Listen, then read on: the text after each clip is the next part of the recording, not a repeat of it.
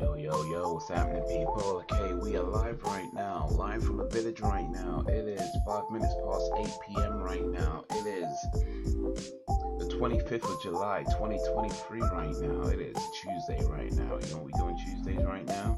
We watch TV shows on Tuesdays. In particular, we're going to be watching the X-Files. Now, you guys voted for the X-Files 3 times in a row. So we did X-Files Season 1. We did X-Files Season 2. And now we're about to start X-Files Season 3. Let me put my phone on silent so I don't make so much noise. X-Files Season 3 starts with Episode 1, The Blessed Way. Then it's Episode 2, Paperclip. Then Episode 3, D.P.O. I don't know what D.P.O stands for. I know Deep Penetration something or other. I don't know. I guess we'll find out. But anyway, I'll be watching it on Disney Plus. If you got Disney Plus, get it ready on 0. If you got it on DVD, Blu-ray, get it ready on 0. If you got it on VHS, get it ready on 0. If you got it on any kind of format, get it ready on 0. If you don't have it and you don't want to get it, it's all good. You can still come along and have some fun. But for now, let me switch over to this screen and just chat off a little bit. Okay, so TV Tuesday. So yeah, we're starting the X-Files Season 3. Brack's done spivvy in the way. What's the sad face about? What's happening, Brax? What's the sad face about? What one?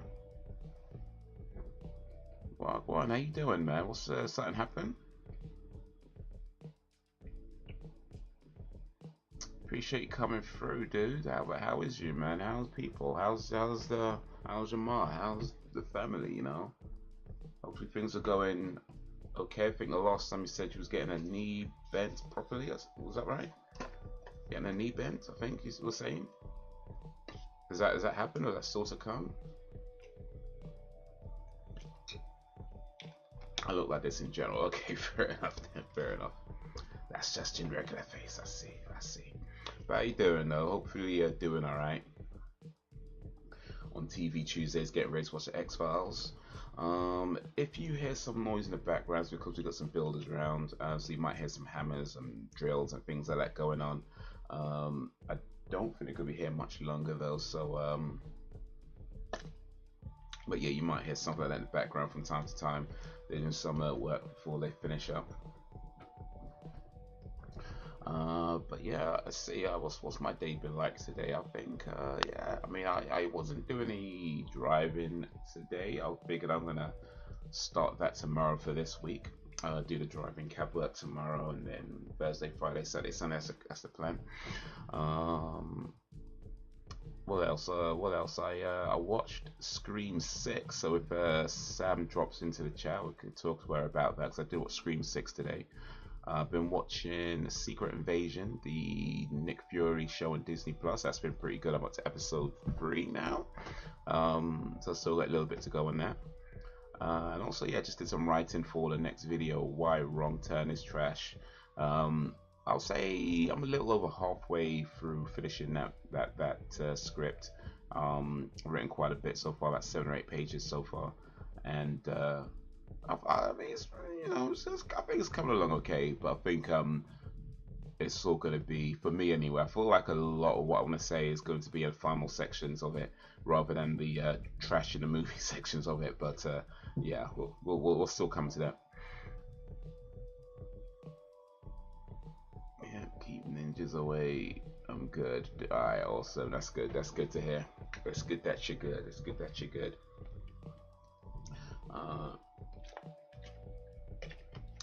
But yeah, a pretty regular schmegular day for me, really.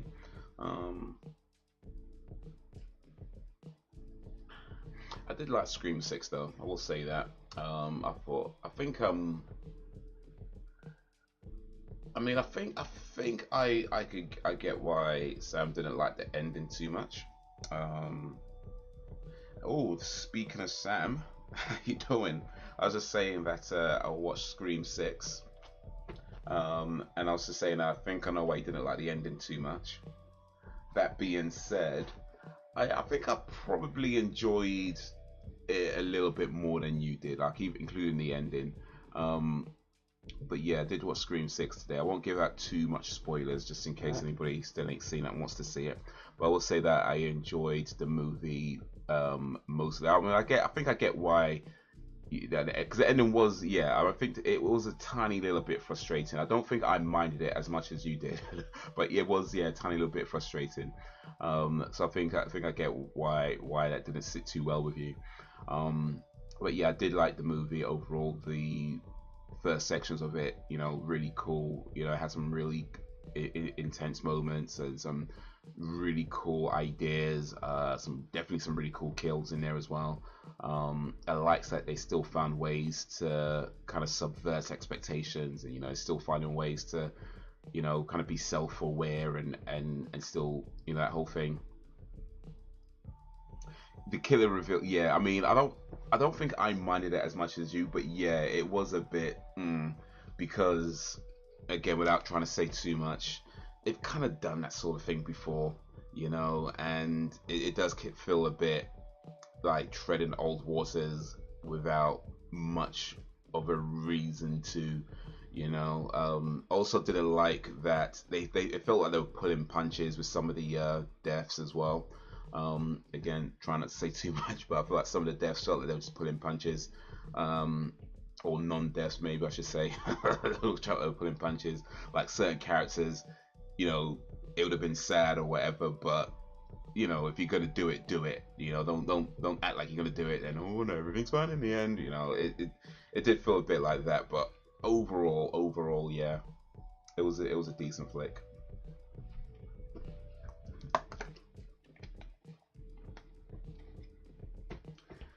And I keep it's just to myself anyway. Don't like telling whatever's going on because I'm not supposed to be talking too much. Yeah, well, ain't that the truth? People be talking, people be all up in your grill.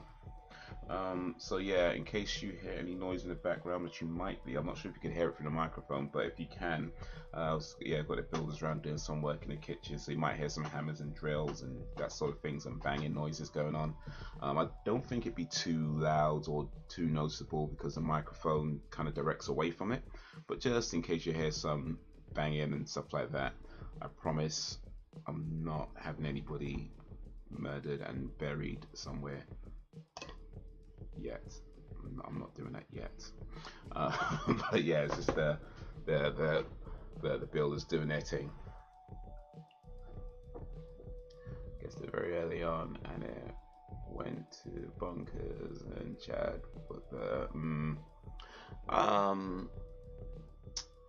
yeah, I don't think I guessed it in terms of who the killers were. I'd say I didn't guess it early on. But then I guess I don't know if I was really even trying to be honest. But I would say yeah, when reveal came, one of them didn't feel too surprising. Um, the It's hard to say without spoilers, but yeah, one of them didn't feel too surprising. The others, yeah, kind of, because it wasn't, how they did it. But yeah, I don't. I would say I'm gonna say I didn't guess the killers. I didn't guess the killers. Uh, but Chad, man, yeah. If they're gonna do it, do it. You know what I mean? If they're gonna do it, do it. It would have been sad. It would have been all of that. But like I say, it kind of felt like they were just pulling punches.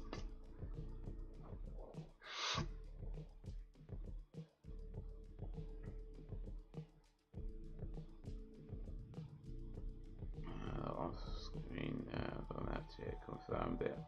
Oh, yeah. Oh yeah, that's true. Cause good point actually. I guess yeah, cause I didn't. I mean, I guess I didn't really clock that.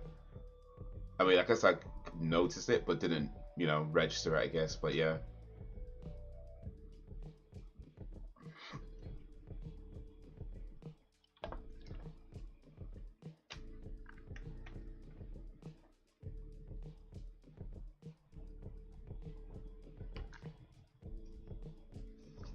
I like that they didn't just kill off Sydney though.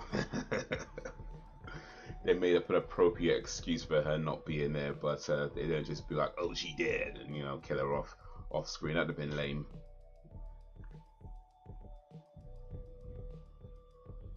I like chat a lot. Oh my god, what are they thinking? Screen I guess, yeah. Yeah, Chadwick and Mindy. Also, actually, hopefully this isn't too much for spoil as well, but some of them who got injured, right? Like, okay, I could believe that you can survive some of those injuries, those stabs, injuries. I could believe that it's possible to survive that.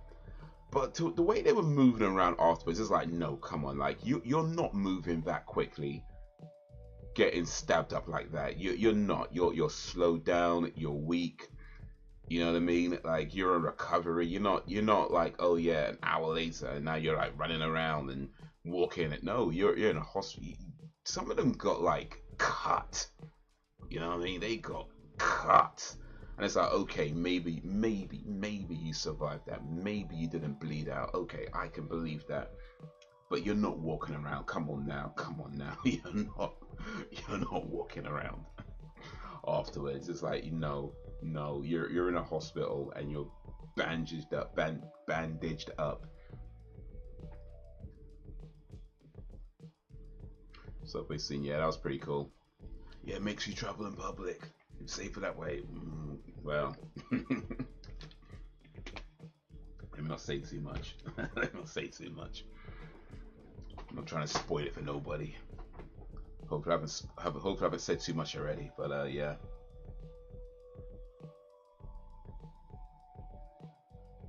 And but yeah, overall it was a pretty good movie. I did enjoy it overall. Definitely a few bits that I'd say minor gripes. Let me just say minor gripes. Um, yeah, the ending. Yeah, could have been stronger. It could have had more emotion in terms of some of the characters and things like that. The ending did definitely feel weak, but overall, yeah, decent flick.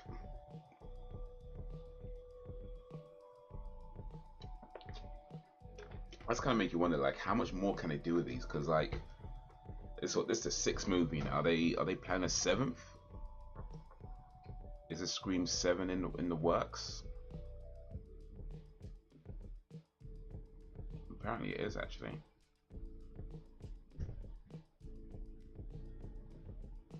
Yeah, it looks like a Scream 7 is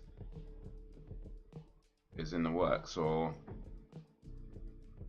being planned. Whether we'll see when it happens, if it happens, but yeah.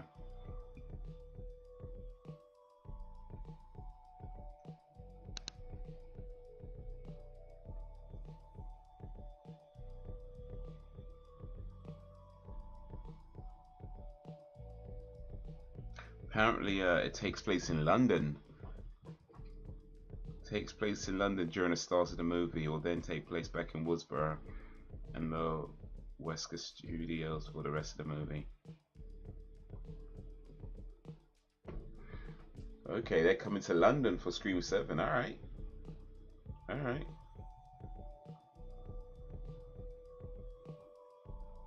If they're coming to London, then it'll be less of a Scream, more of a Yelp.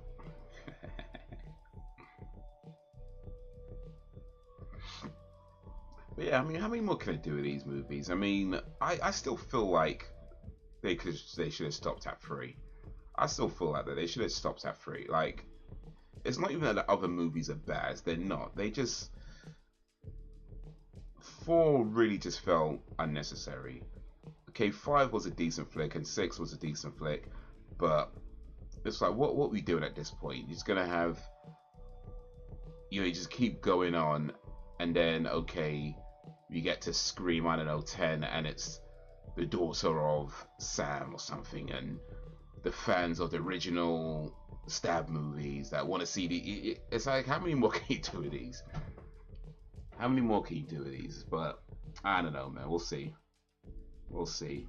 They're doing pretty okay, I guess, but there's a point where it's just like, bruh, just stop already. Just stop. Just stop. Even likes a twist at the beginning of 6. Has so much going for it. Oh yeah. That was pretty cool. I like that. I like that. That dude was in Spider-Man as well. He played Flash in Spider-Man, and nobody liked him there too. So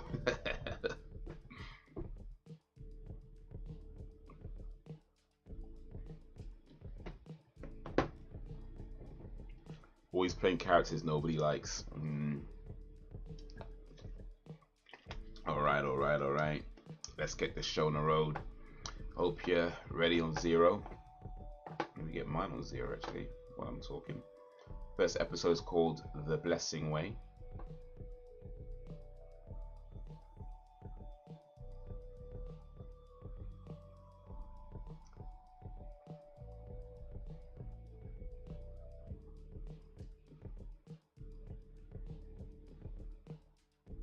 But yeah, no, definitely had a really cool opener.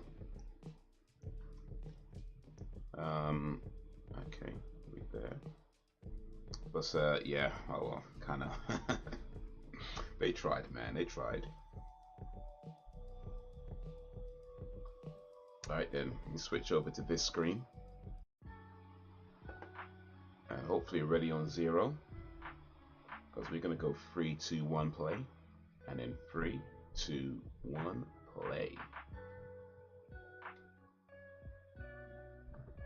Oh, we've got a recap. Okay, cool. So that's my question for the group. Which movie series, movie franchise, do you think has gone on way too long? Which movie franchise do you think has gone on way too long, where they really just need to stop already? Oh right, yeah, they put him in the thing in it.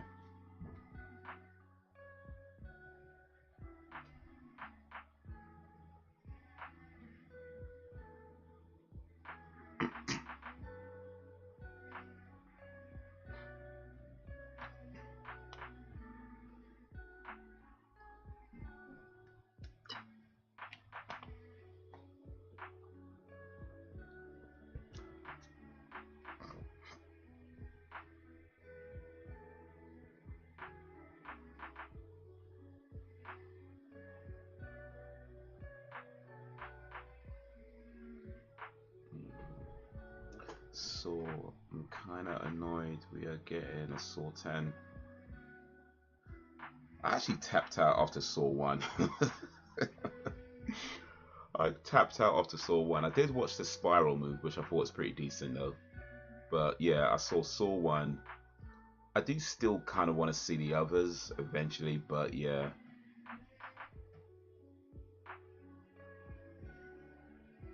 Yo, what up, Ben? How you been, Ben? You know, screen spoilers. I'll dip out for a bit so I could avoid. I think no, you're safe now. You're safe now. You're safe now. Hopefully we don't get too. Didn't have too many spoilers, but we tried to. Well, I tried to avoid spoilery stuff, but yeah, you're safe now.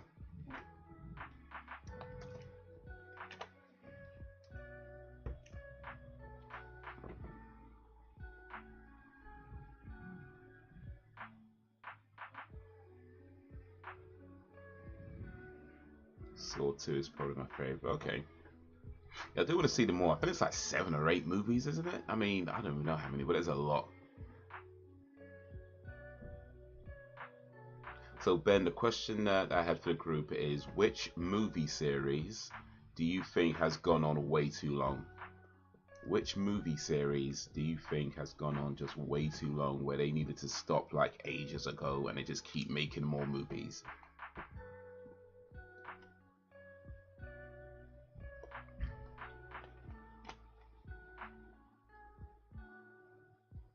There's 9. Wait, is that 9 including Spiral or 9 excluding Spiral?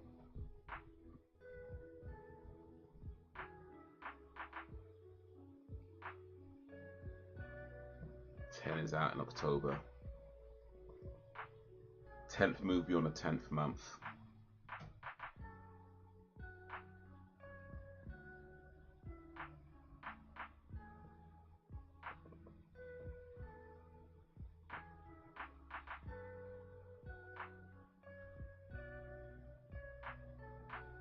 Model was in a box where it lit it on fire. Oof.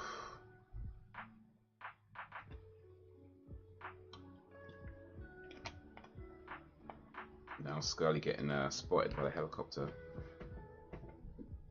including. Okay.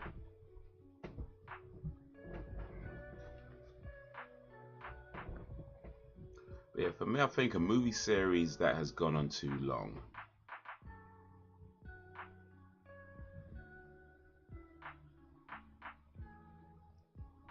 Let me see here.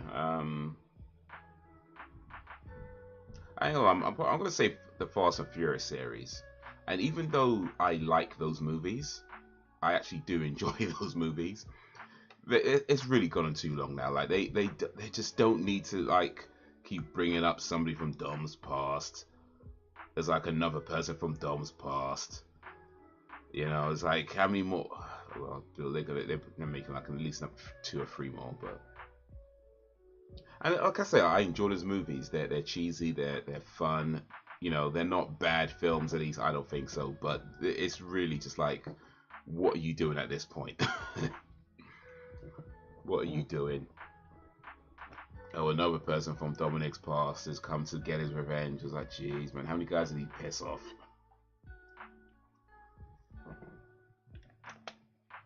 None including Spiral. Okay, cool. So this would be the 10th overall.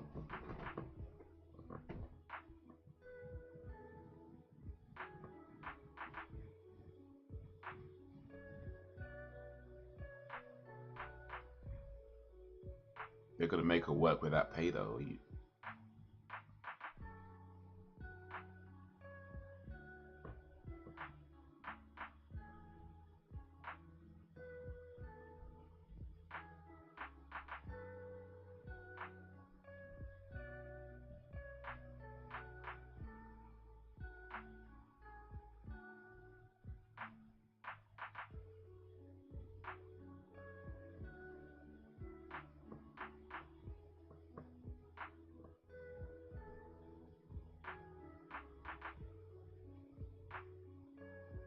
They made a 10 in a badging gun.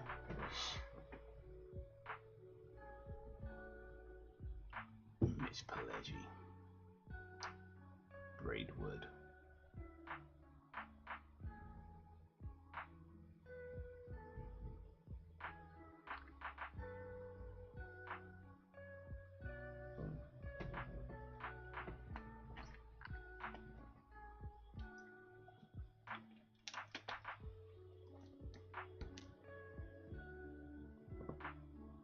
Another movie series I think's gone on too long.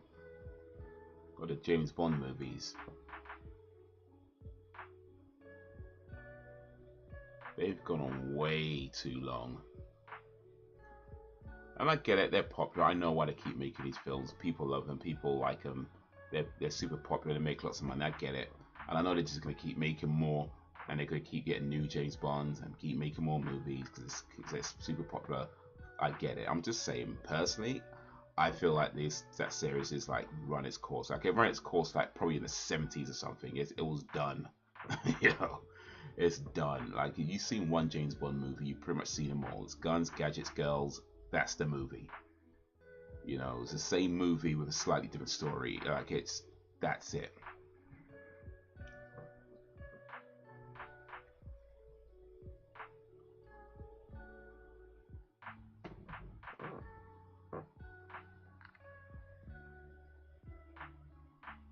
Was catch and grab. Oh, for sure. And I get it. I'm not mad at it. It's a business. They want to make their money, and these make money. It is what it is. But bruh, when people complain about a lack of originality in Hollywood, these are the reasons. You know.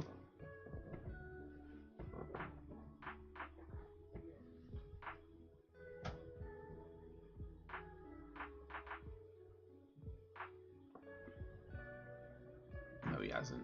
Liar. Hasn't recovered nothing.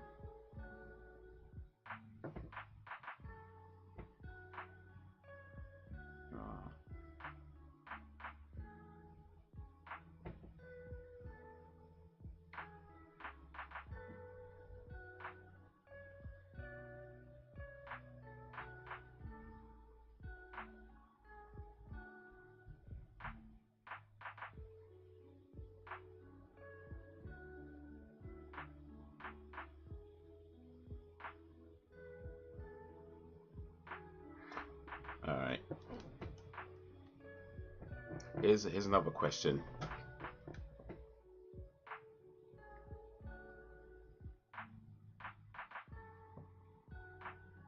Which movie series didn't go on long enough? Like, which movie series do you feel needed a sequel or a third movie, or just needs to keep going? Like, which movie series do you think ended too early?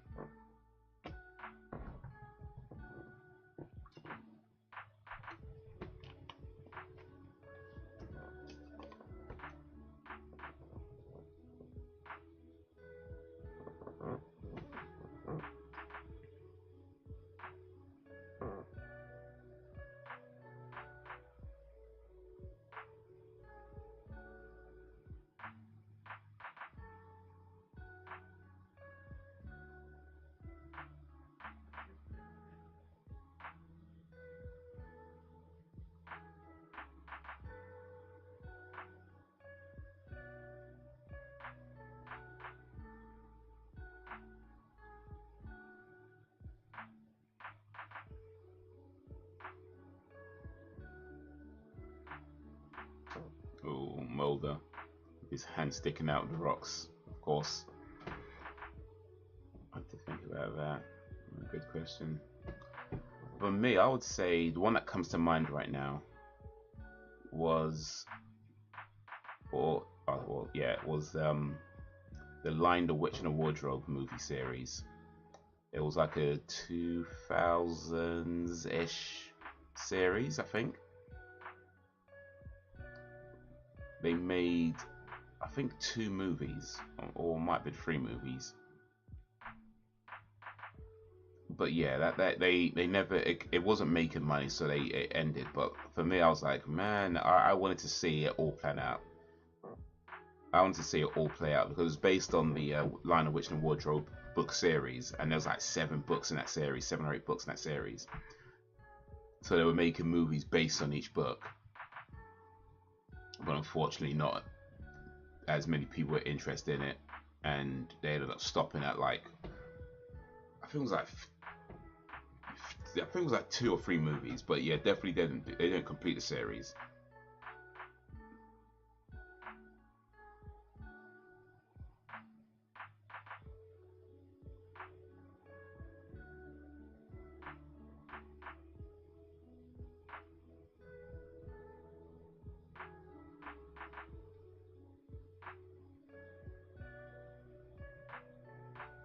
But that was one of my favorite books coming up, but growing up, was The Lion, the Witch, and the Wardrobe.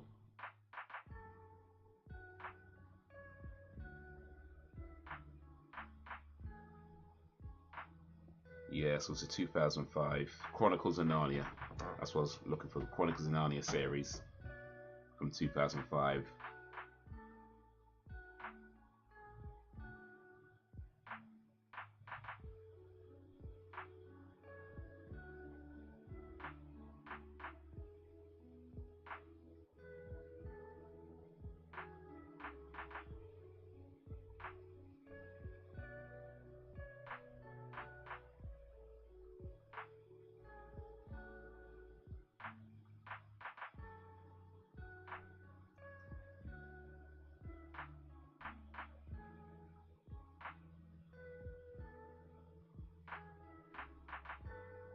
I'm trying to see like how many moves they made in the series though.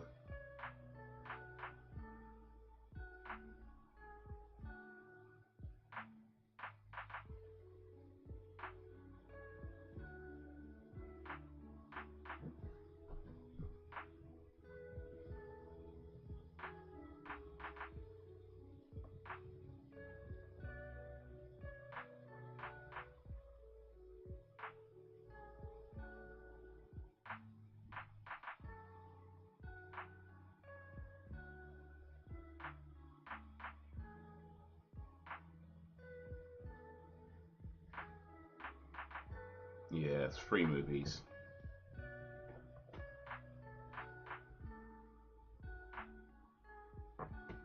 Three movies. The Lion, the Witch, and the Wardrobe, Prince Caspian, and The Voyage of the Dawn Treader. And then it ends, and I was like, man.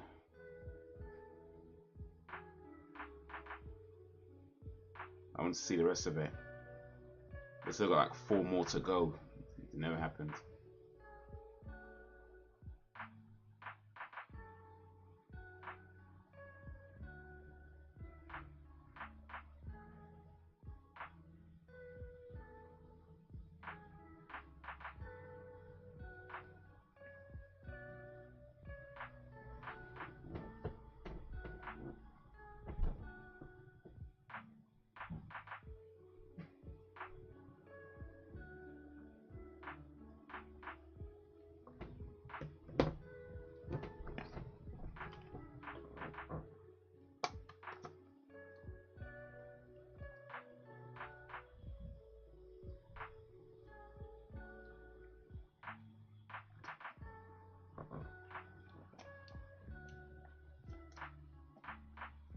They're trying to save Mulder, but what if Mulder don't want to be saved?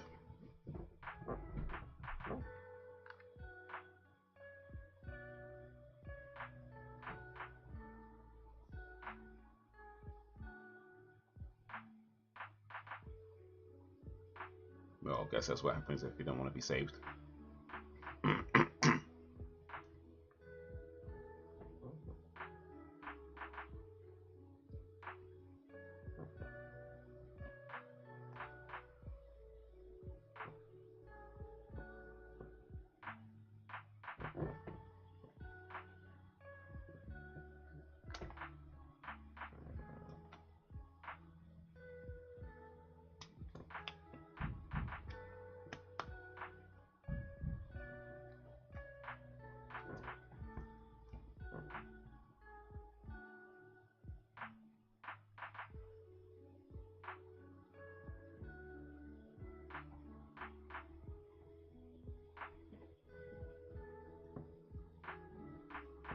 So, Brex, you have an opinion on movie series that ended too soon?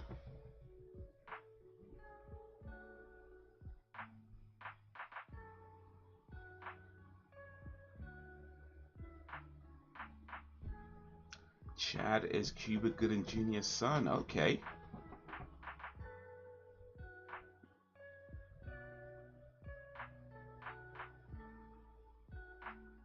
Daddy helping him out. Nice.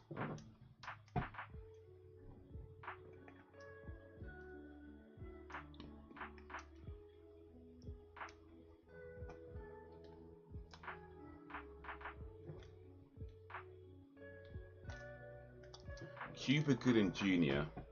stars in one of the most, maybe even the most important film that I've seen in my life, at least for me.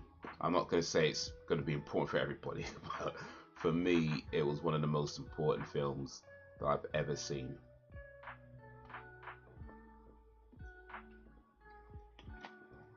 And that's Boys in the Hood.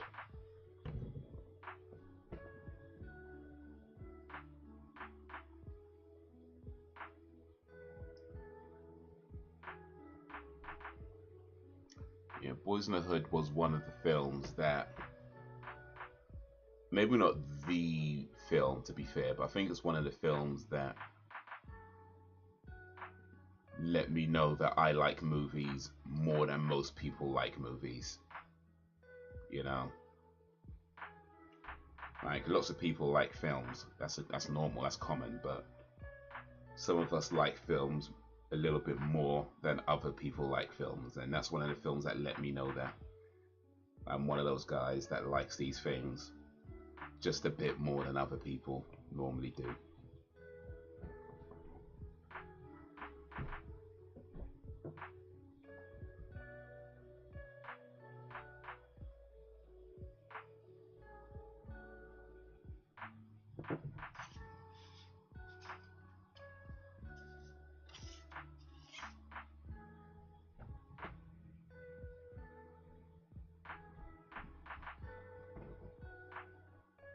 I guess the mystery of this episode kind of disappears on the fact that we know he doesn't die, because it's like a whole like 55,000 seasons after this.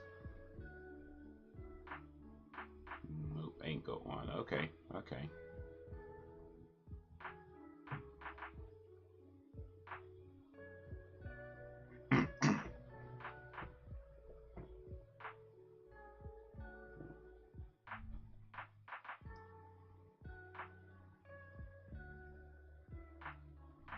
Have you guys seen Boys in the Hood? If you haven't, definitely recommended.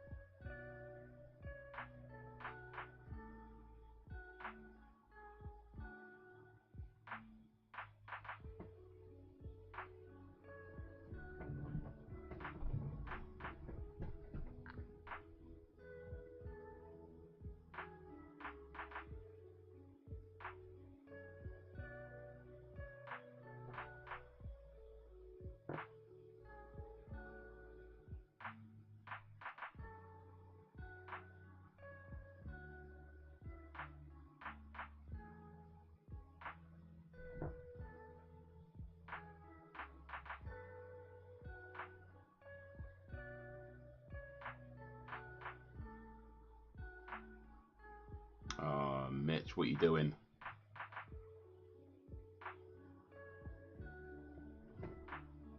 Elliot isn't a film guy, and I love movies. I don't know how he made it all these years.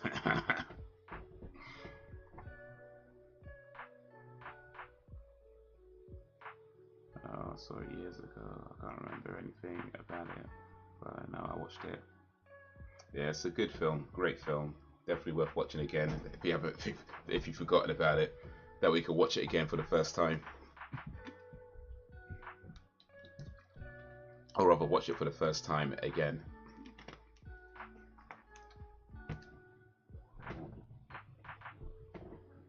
But yeah, I just remember watching it.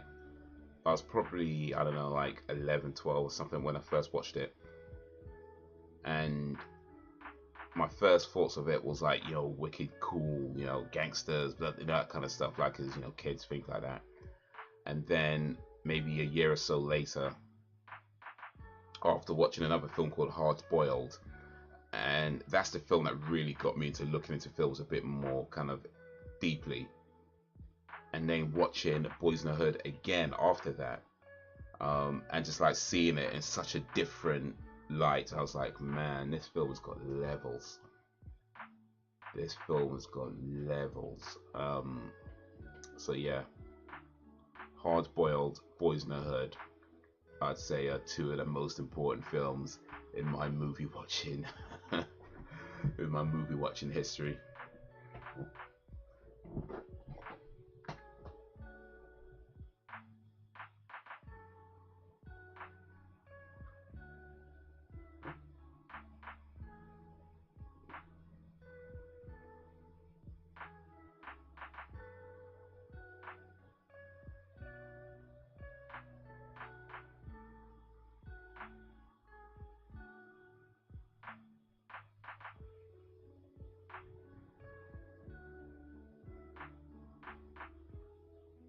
Oh, somebody did something to her.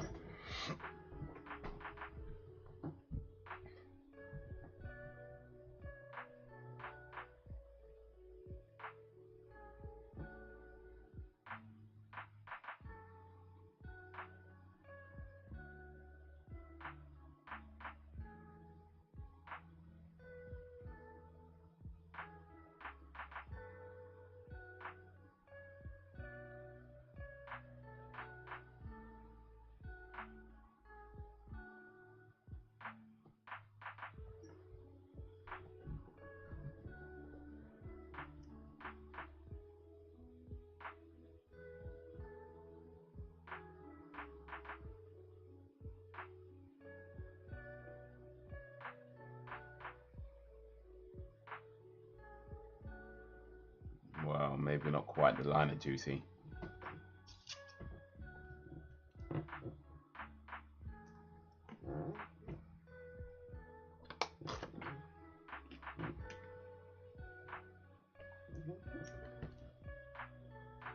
Alright, here's my next question for the group.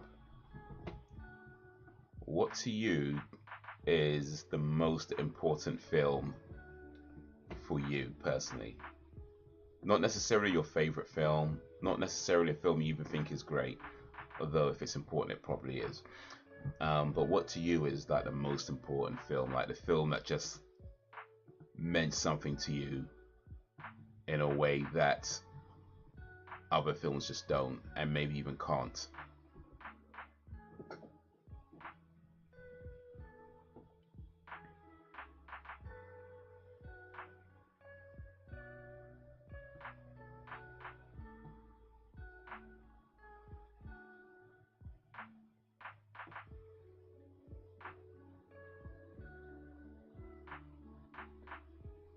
So I was watching, I'll check it out again at some point. Alright, cool, cool, cool.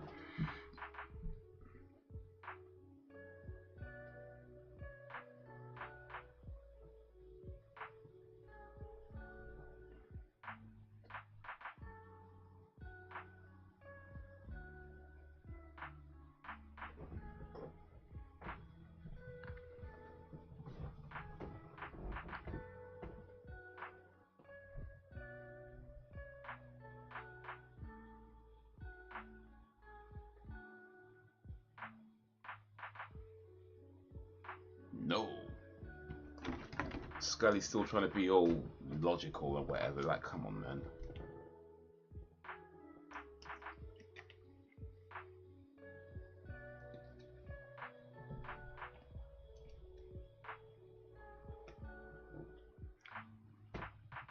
Scully's like been abducted by aliens and seen all kinds of mad stuff, and she's still all like, there must be a logical explanation for this. Hold on.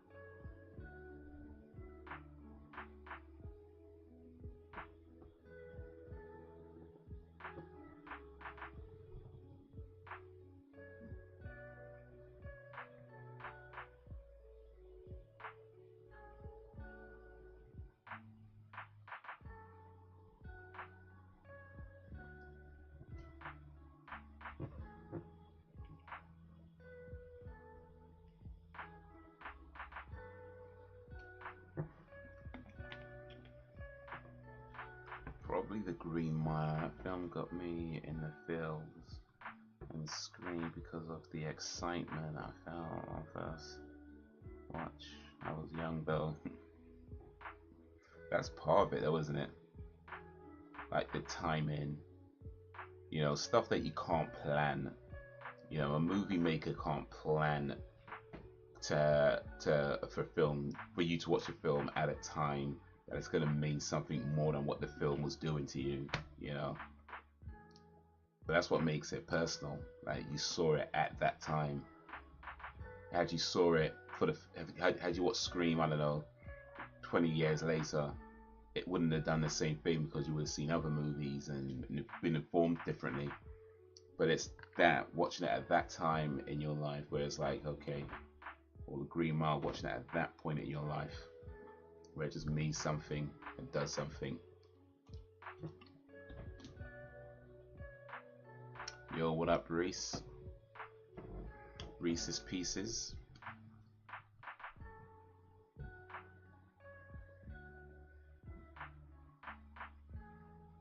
How's you doing? It's going alright, man. It's going alright.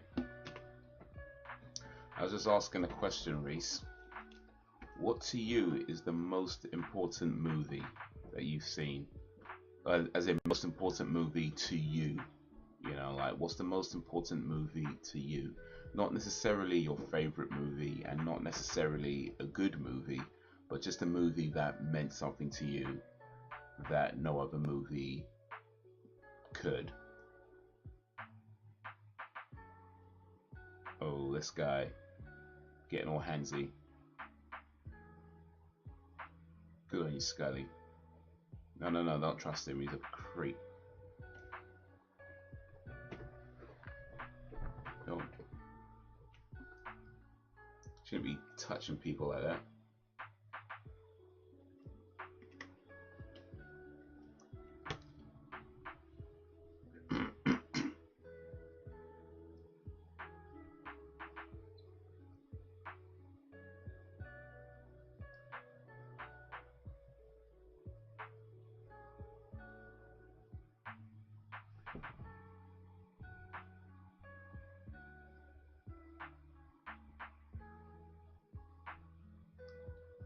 Skinner.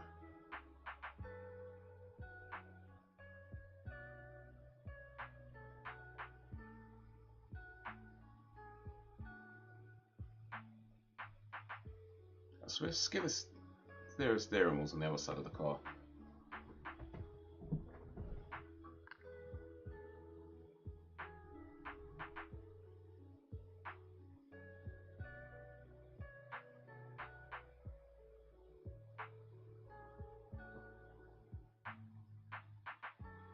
I'd have to say Flight of the Phoenix, the original. Okay, I don't even know if I've heard that movie. What's that about? What did it mean to you?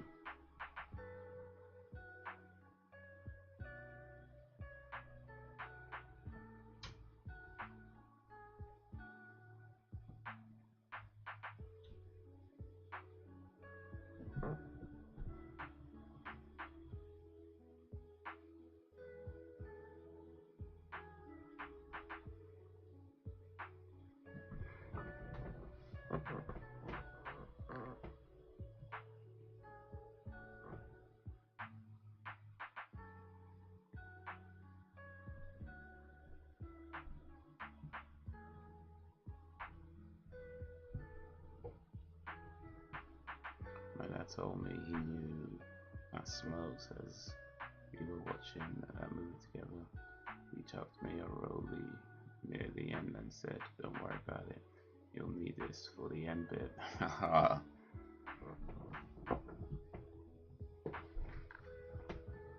Did you need it for the end bit?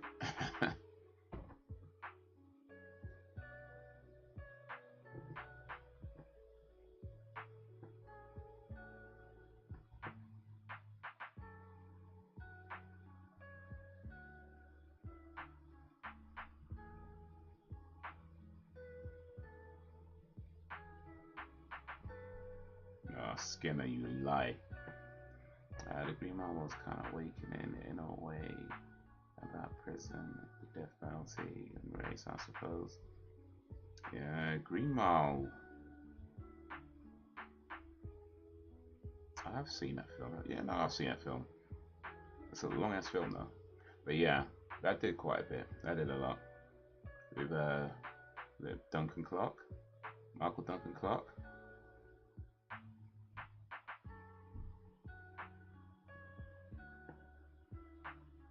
Tom Hanks.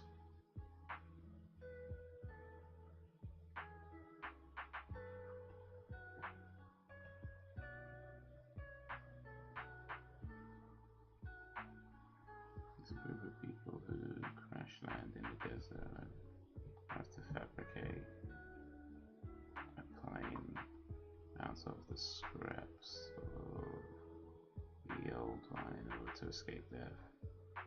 It's got David Attenborough's brother Richard in it.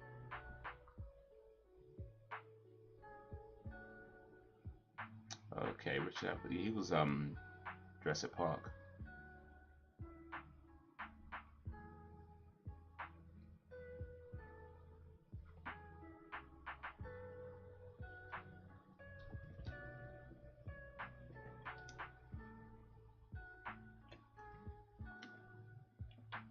On the other way around, get them too mixed up.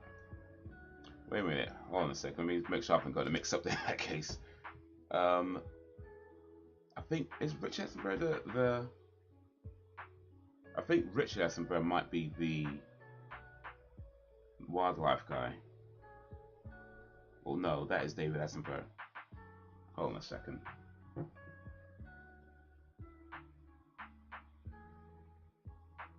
Okay, so Richard Attenborough is the actor. So David Attenborough is the wildlife guy.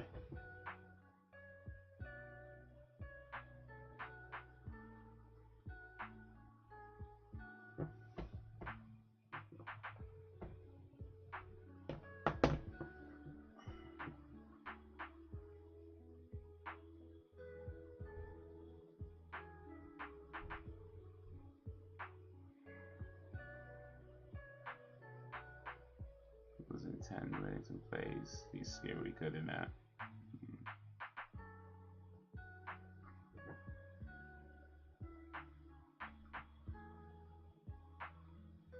This guy just reeks of creep.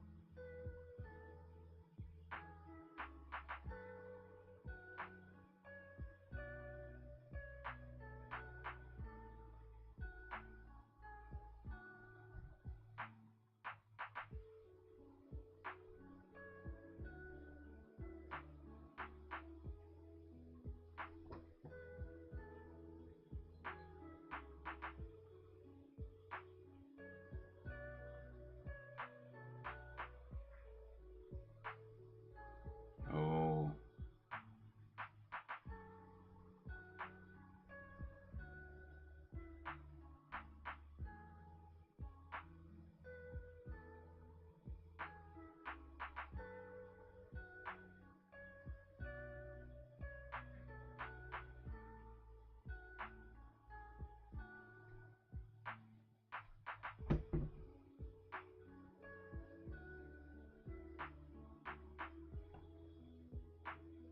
Well.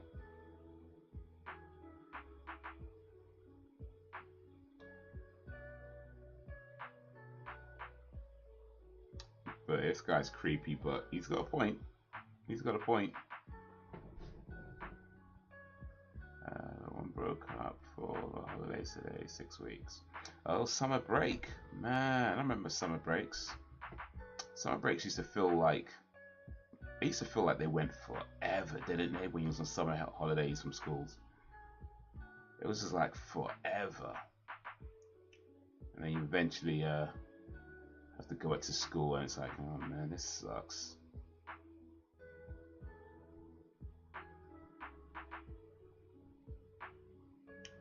She's in year 1 when she goes back. But okay, so is that just finishing nursery and then going on to primary school? Is that right?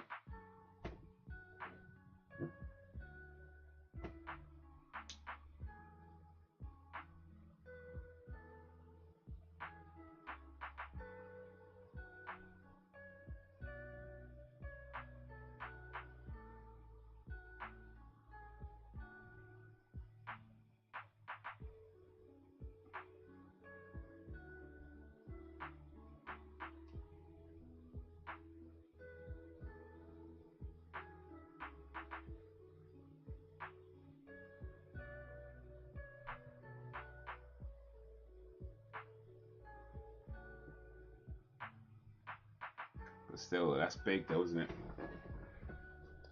Starting year 1, starting big girls school.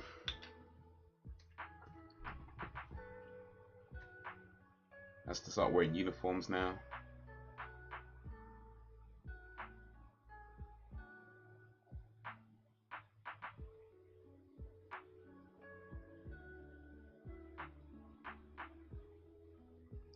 She's been at primary for a year. I think her first year was just reception or whatever. Oh, okay.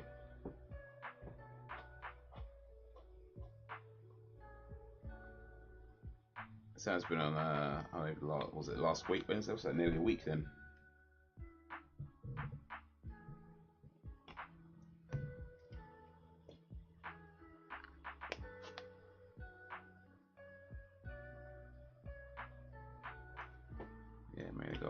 Tuesday this week for some reason.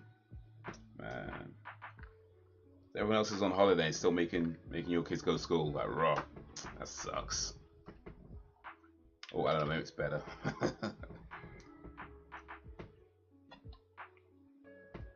Parents get an extra week of peace.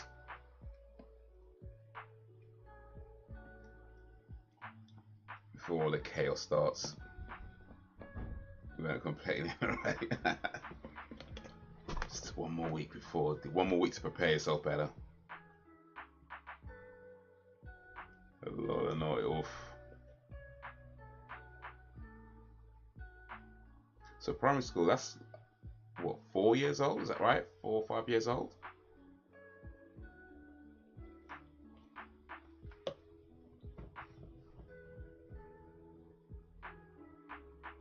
Oh, what's going on here? Somebody got some Missy.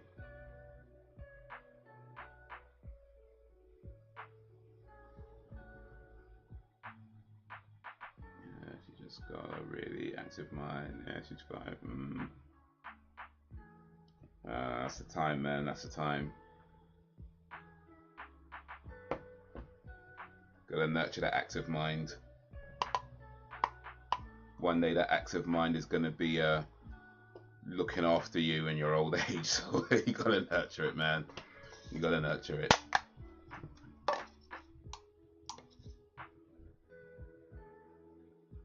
Oh, you gotta trust Skinner.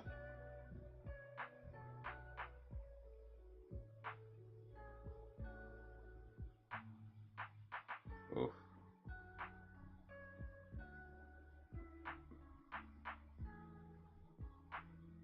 Keep that, yeah. Fish get back to get a gun ready.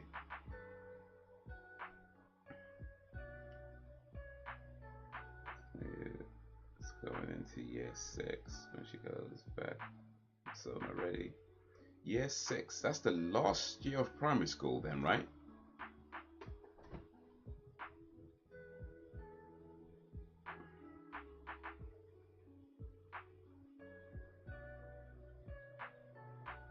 Just trying. I just try to make sure she's happy, have fun while she's home at our age. It seems like a lifetime ago.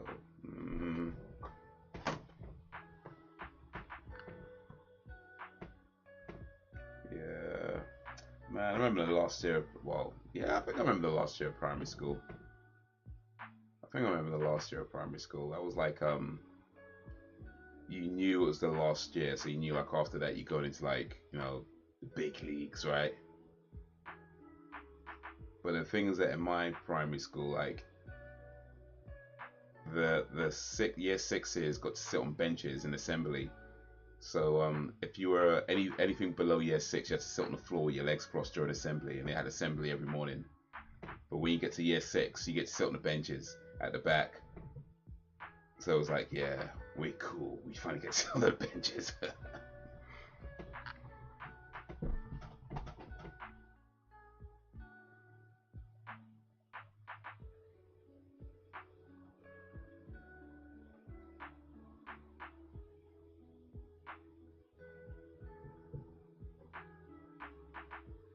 You got the rest of your life to give me answers, or Scotty ain't playing.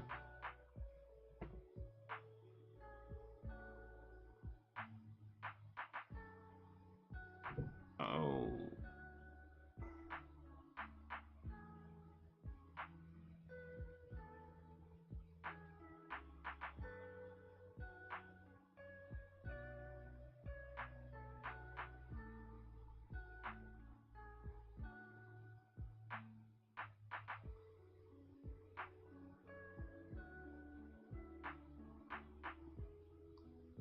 Oh, you got the wrong person.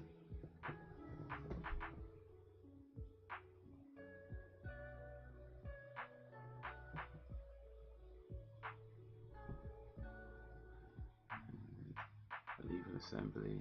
I got some science awards for being a science geek of the yeah. Oh, nice. Year 6 bench. You know you made it for real, man.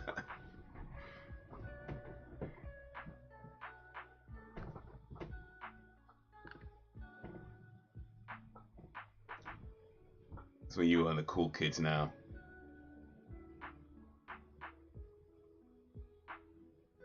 Oof, to be continued. To be continued. Mexican standoff with Scully and Skinner. In memory of Larry Wells. Rest in peace, Larry Wells. But they shot Scully's sister though. Damn. Damn. Oof.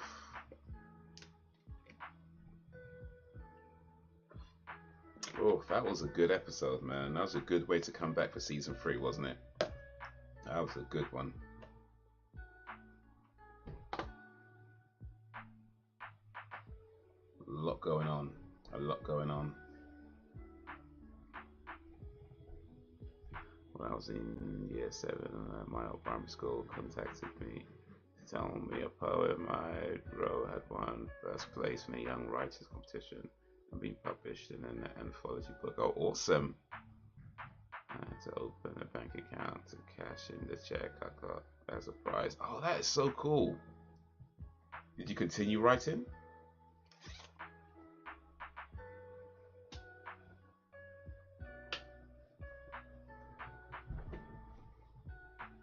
That's so cool.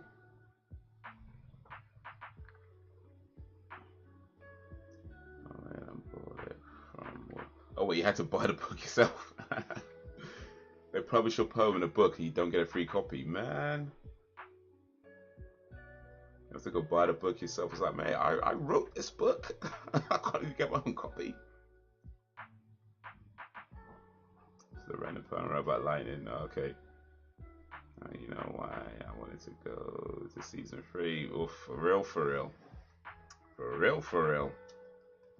Now that was a quality episode to start to bring it back. I liked how everybody thinks Mulder's dead. Scully kind of still thinks he's alive.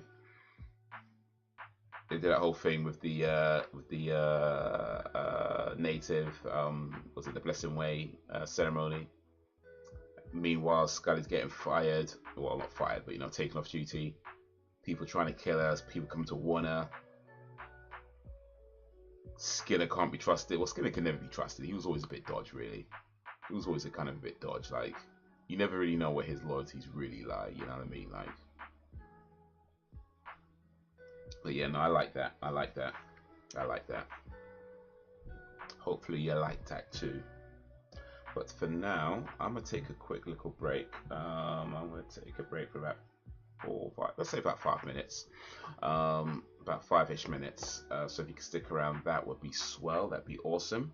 And then we go into season 3, episode 2, which is called Paperclip. So yeah, get it ready on 0, and I'll start that in a little while. But for now, see y'all in a little bit.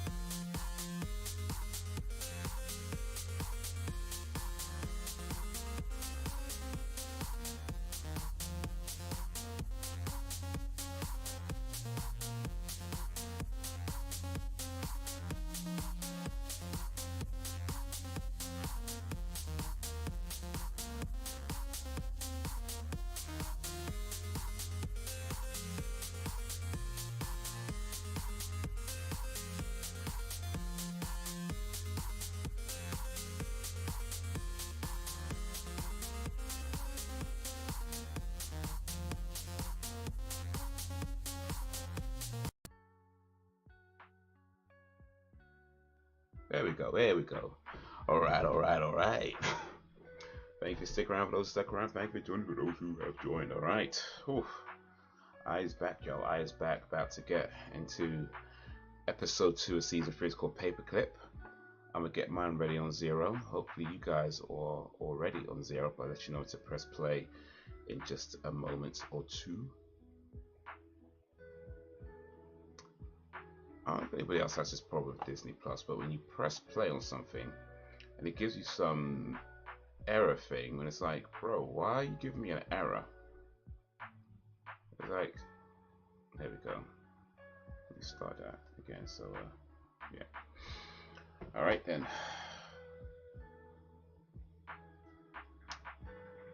Just give it a little minute. Make sure everybody's back and ready. But yeah, that's pretty cool about the poem being published. That's really cool. You can literally tell people that you are a published author. That's what that means. Doesn't matter, that was just a random poem about lightning. You know what?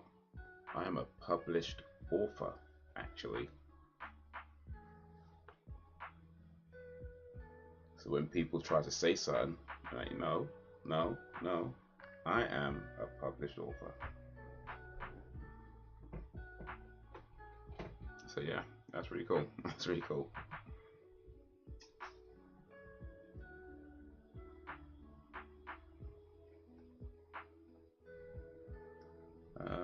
Just checking something real quick. Is that? Oh no, I think that's just a picture. The background picture, by the way, I'm thinking it's from season 3. To be honest, I'm not entirely sure.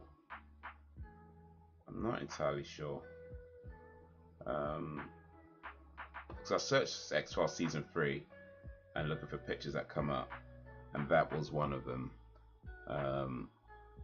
So I'm kind of assuming that's from season 3. Hopefully it is, because it'd be kind of awkward if it's not. But hey, such is life, man. Such is life.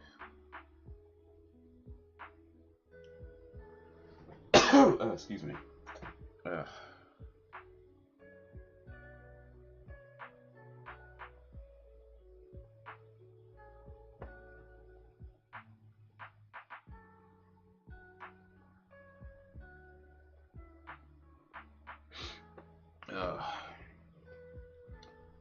Alright, just give it a little bit, make sure everybody's ready. Make sure everybody's ready before we get into episode 2 of season 3. We'll start it shortly.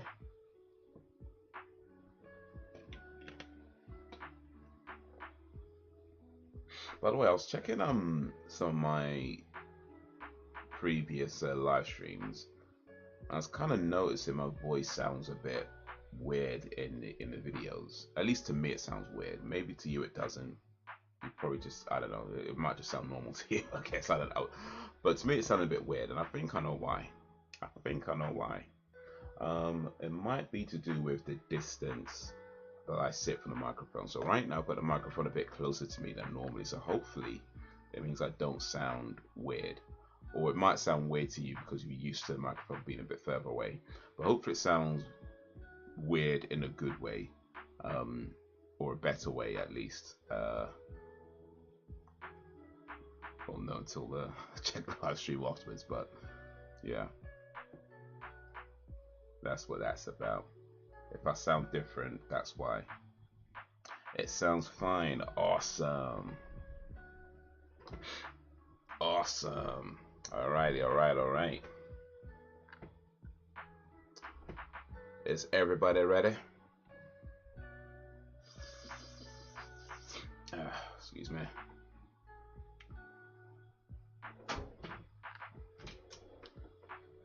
Alright, so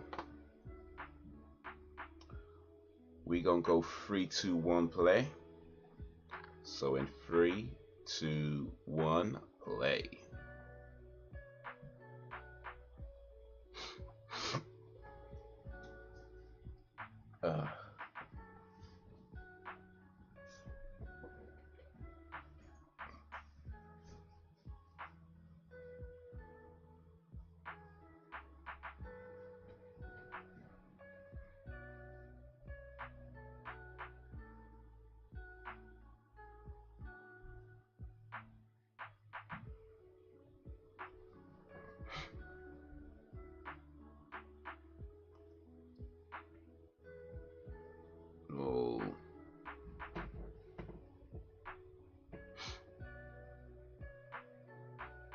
So now we see how this concludes.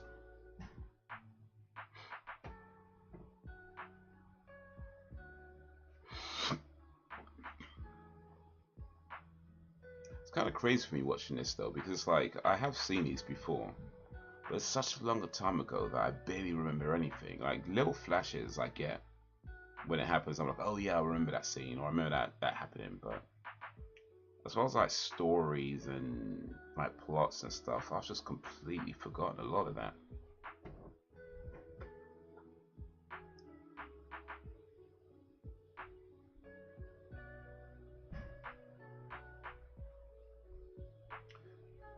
I also want to ask if you think mildly autistic have advantage. I'm gonna go to the comments. Too many knows. These people don't know anything about autism.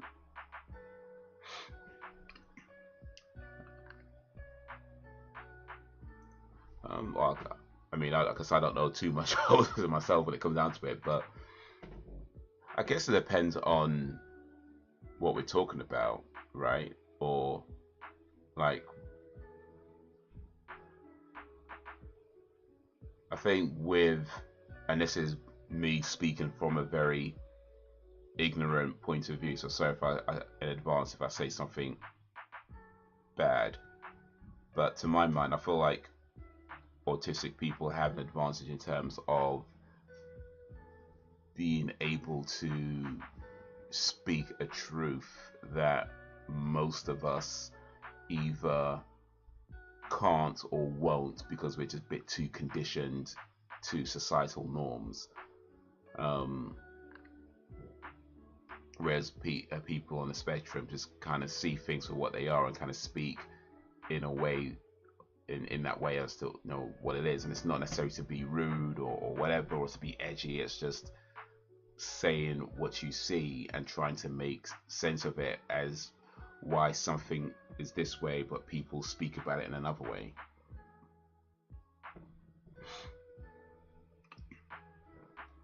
Something when you don't know a situation I don't know much about, but I don't voice my opinion.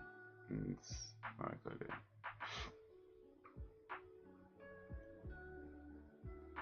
Yeah. But there's definitely something to be said though about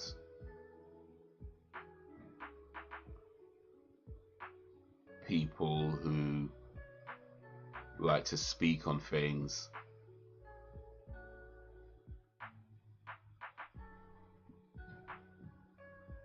without knowing what they're speaking about. I think that definitely something that happens a lot of.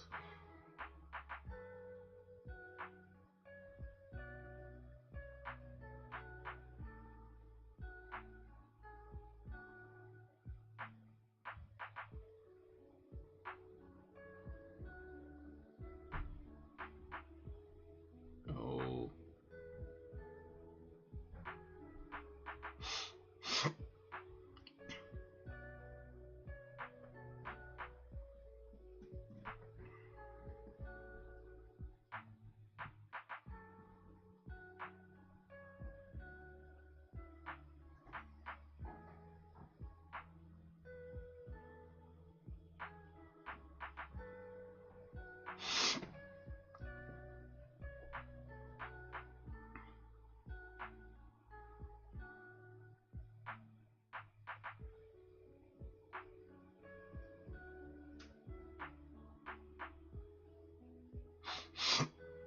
Oh, excuse me.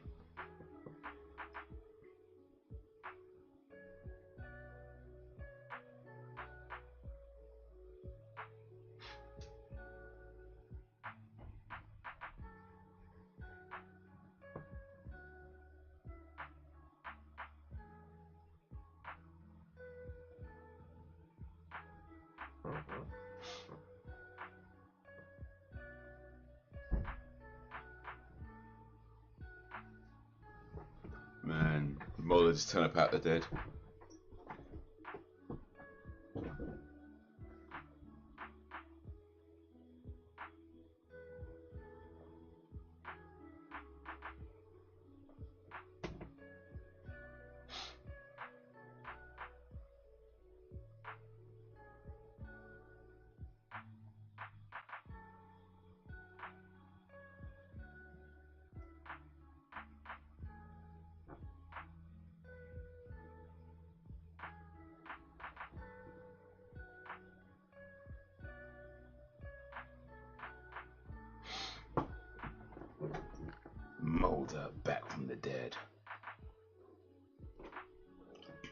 some is a disadvantage, for others it could be an advantage. Autism isn't one thing.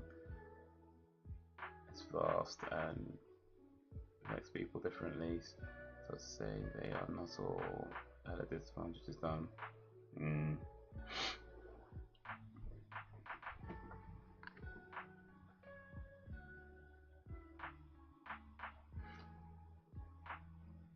Is that Susan Sarandon?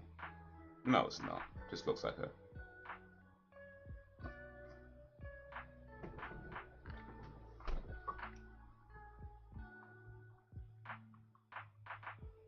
So I guess part of the challenge, I guess, is to make sure that there's as few disadvantages as possible, which I guess, to be fair, is the same as any child, really.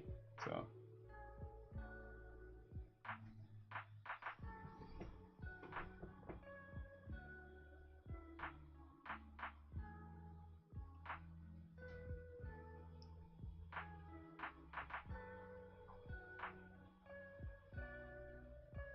We said 1972 in the last episode.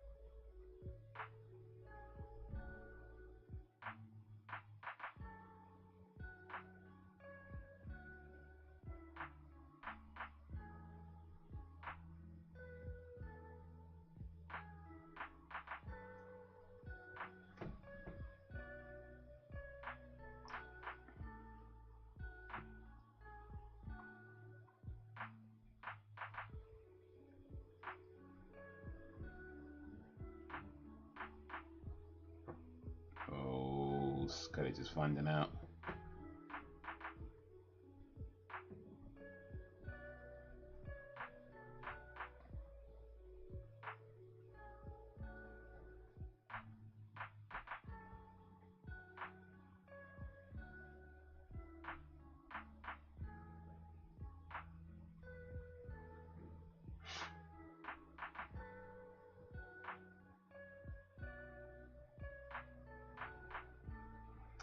Man,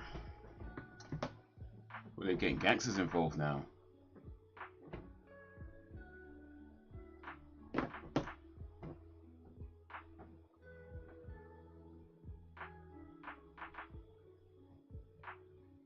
So, speaking of autism, though, when I was on the poetry circuit, there was actually quite a few poets there that had autism. Two that I can remember right now, and then maybe a few others that had dyslexia or other sort of learning. I don't want to say learning difficulties. I'm not sure that's the right word, but you know that's how it tends to be described. But yeah, there's quite a few people with autism, and you know, on the spectrum that you'll see, and they'll be able to write poems just as well as anybody else and talk about things in ways that of us, like you know, we don't see it things in those ways. In fact, I was a autistic comedian when I was doing stand-up. As far as I know, he's still going. He's still performing.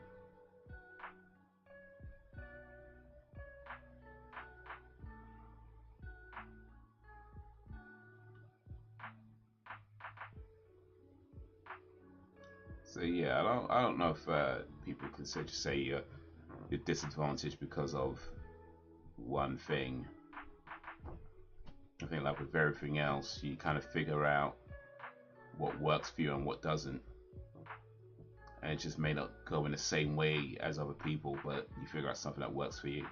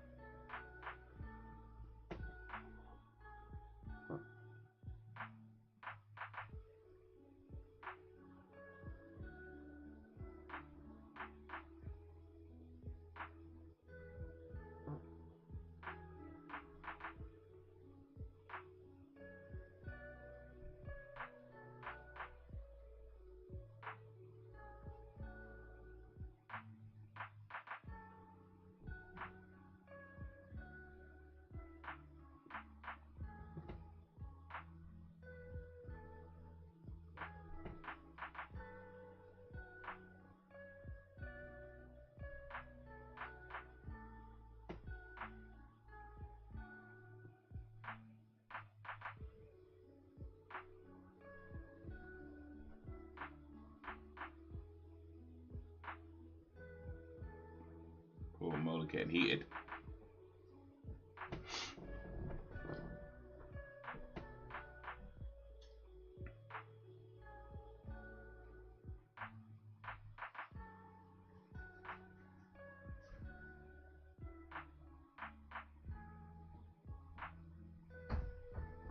West Virginia. Does anything good happen in West Virginia?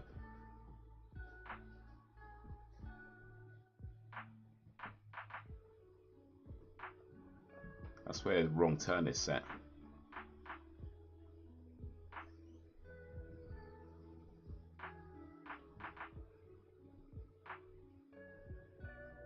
Disadvantage more when they are younger. That's why they need care and support when they are young, so they can find their way as an adult.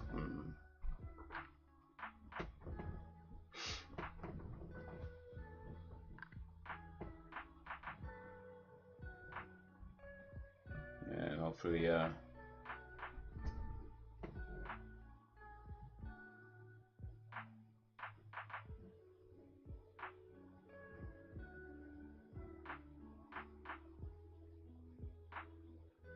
hopefully by the time, well, even before adulthood,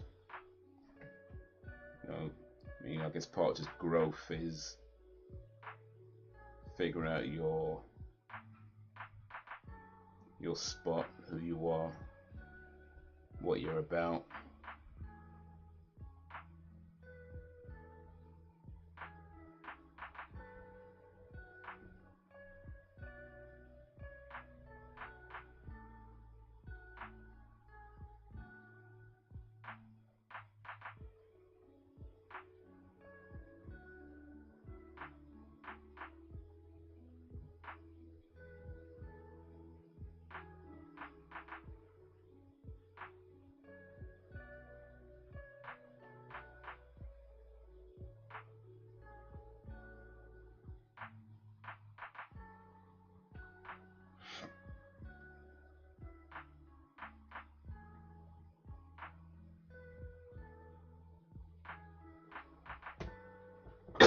Oh, excuse me.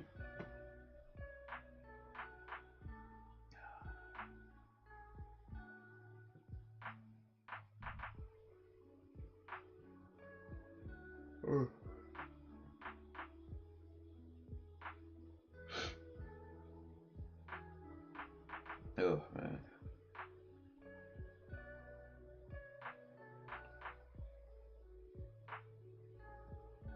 Rural West Virginia.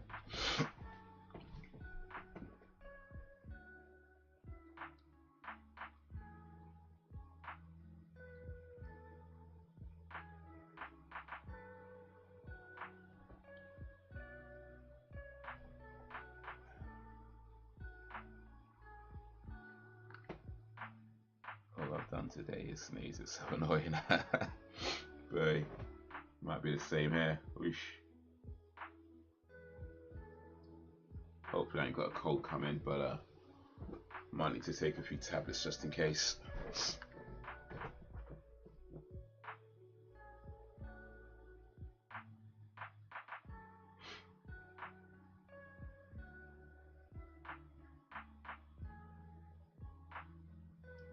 Could be hay fever. No, I don't usually get hay fever. Well, I don't usually. I've never gotten hay fever, I should say.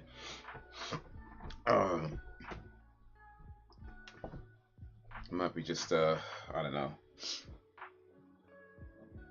Well,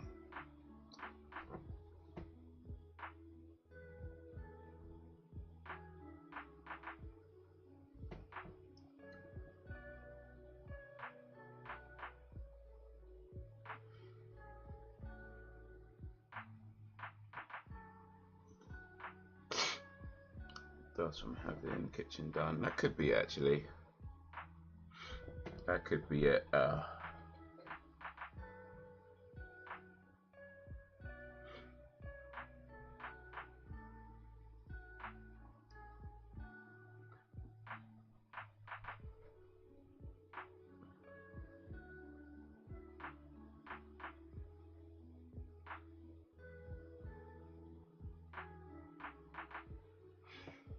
But well, hopefully, whatever it is, it's nothing too serious. But yeah, I think I might try and yeah, I think I still got some lemsip. Still got some lemsip. Might take some after the stream.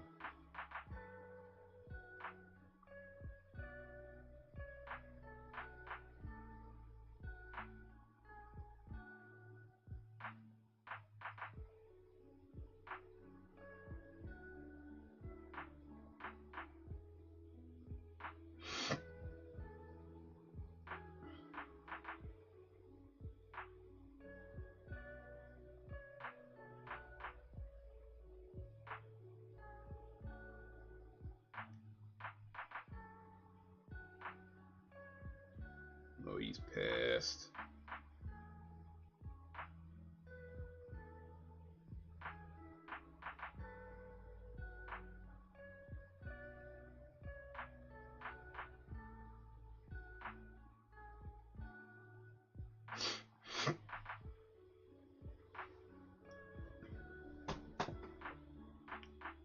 If he was just in case, I never had it until last year. Okay, well, can you develop hay fever? I suppose it's one of those things that you either have or you don't.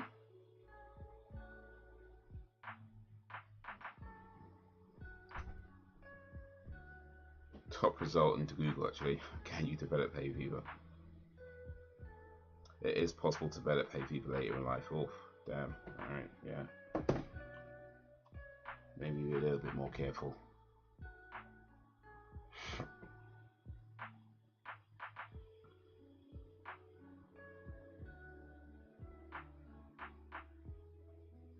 Well, hopefully it's not hay fever though, because like, I don't want to have to get rid of my flowers.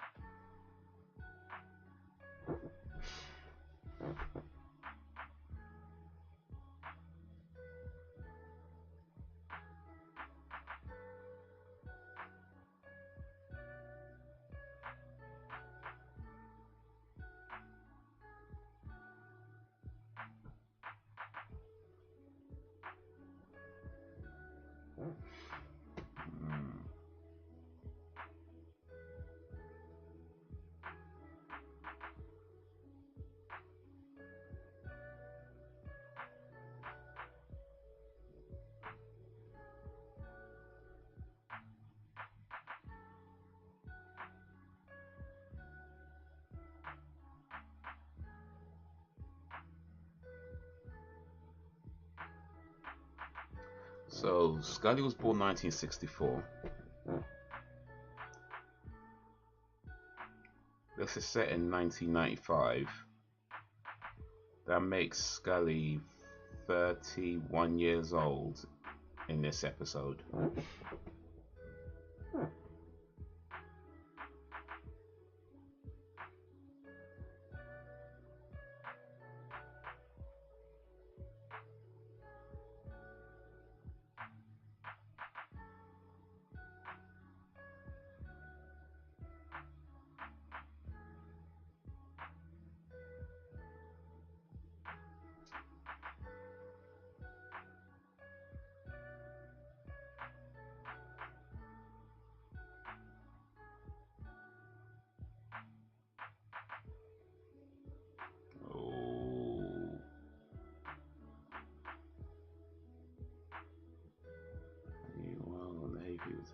So you're Ryzen, you only take it once a day.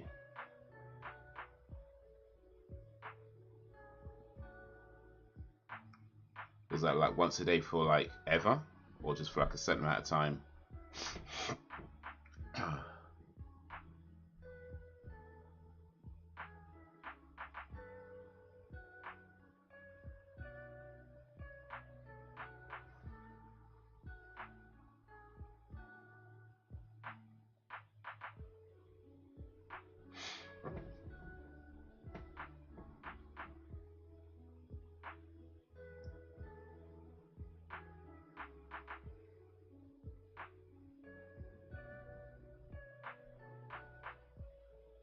Take when I need to. Okay, okay. That's not too bad then. I mean, you know, against like tablets and medicines and things, but yeah, I'd rather not, you know, have to take a pill every day. So if I don't have to do that, then yeah, man, it's not too bad. I mean, still hope it's like hay fever, but you know, if it is, at least it's not too bad.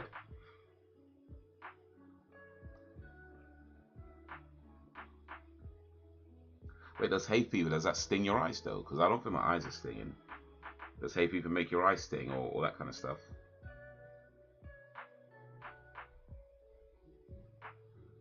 Oh, look at that. And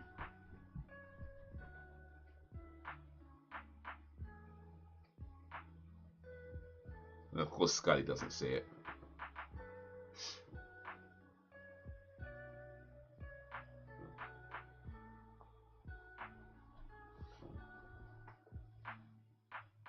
Do yeah.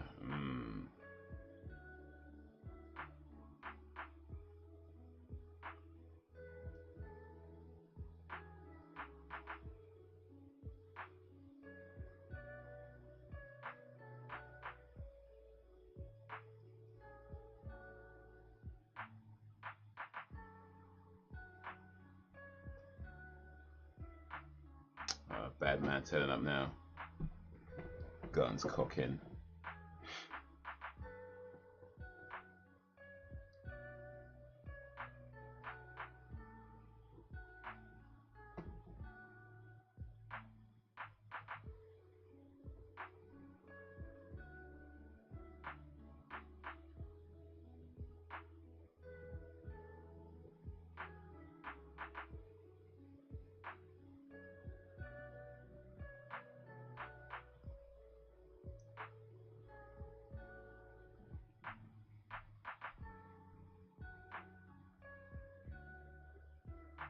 Yeah, these guys always have like the worst aim when they're trying to shoot at the main guys.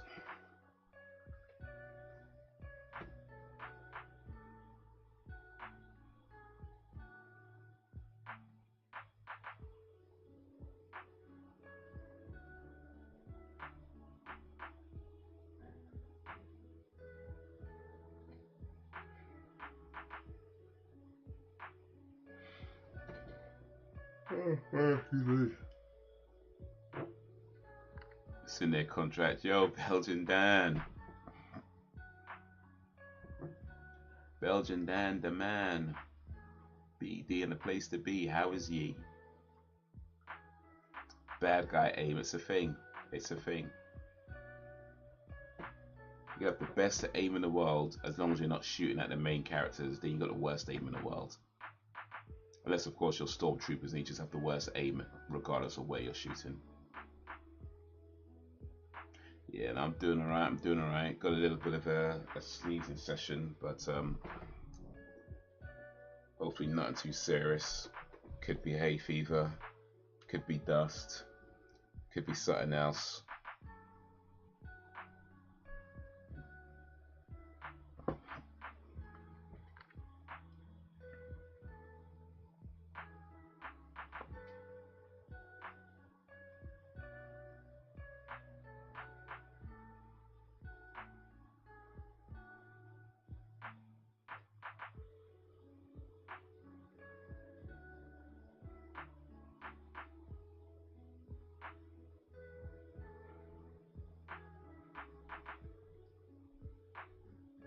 Oh, there's a question that actually we asked this question earlier, but now that you're in the chat, let me ask you this question: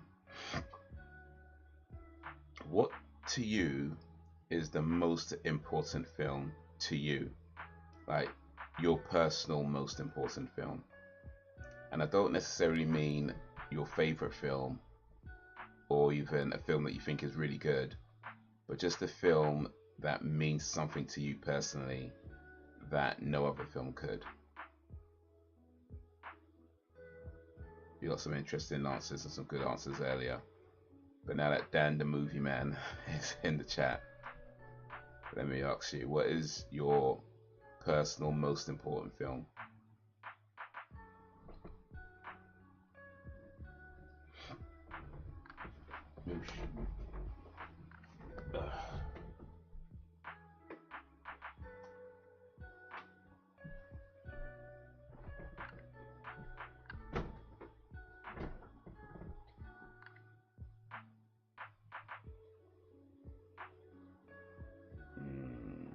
Scotty's feeling it.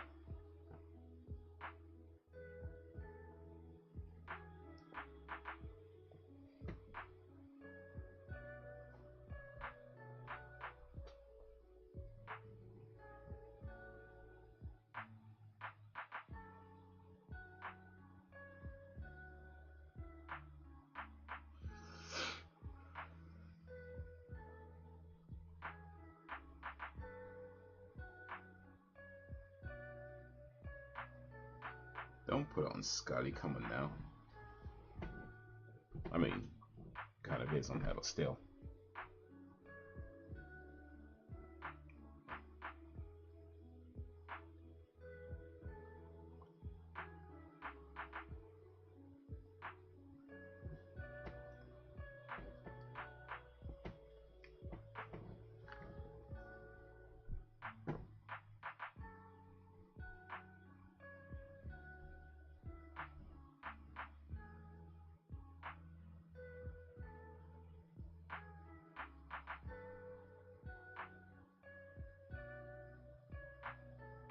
Be right back. Nature call, grabbing a drink. Then all right. No worries, no worries. When nature calls, she hollers.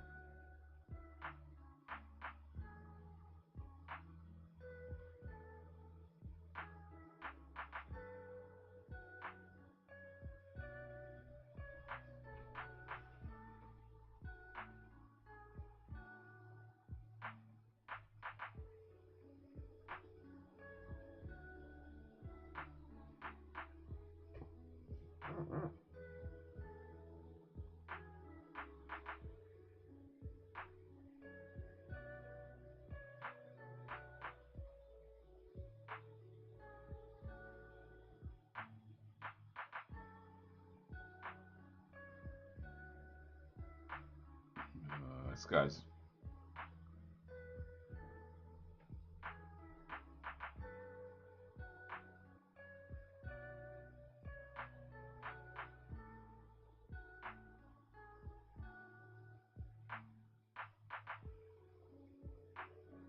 This is giving orders like, who are you?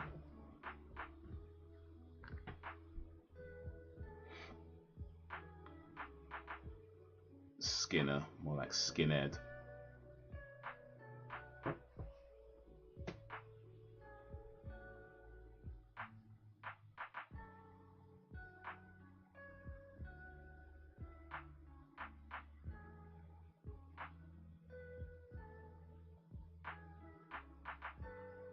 What, they sent what, 2-3 men to take on Skinner?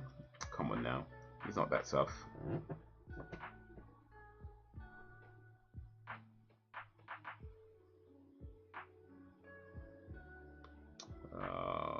Did Skinner really carry that tape around with him though? You dumb. Tell me that was like a fake. I know he said he couldn't make a copy, but you can make a fake, right? I think he was at least smart enough to make a decoy.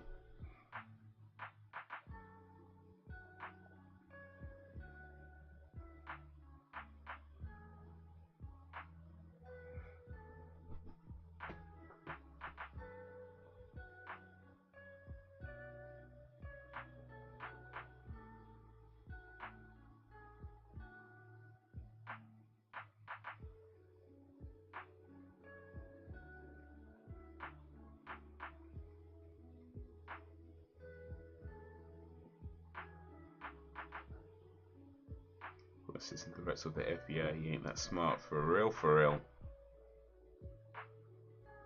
I don't really remember what happened in this episode. Like I say, a lot of it I've forgotten, but oh wait.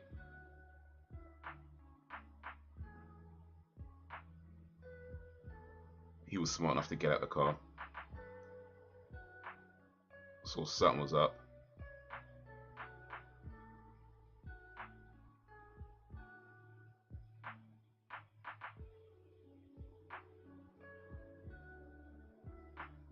Tries to kill his own. Drop the eye in the FBI, for real.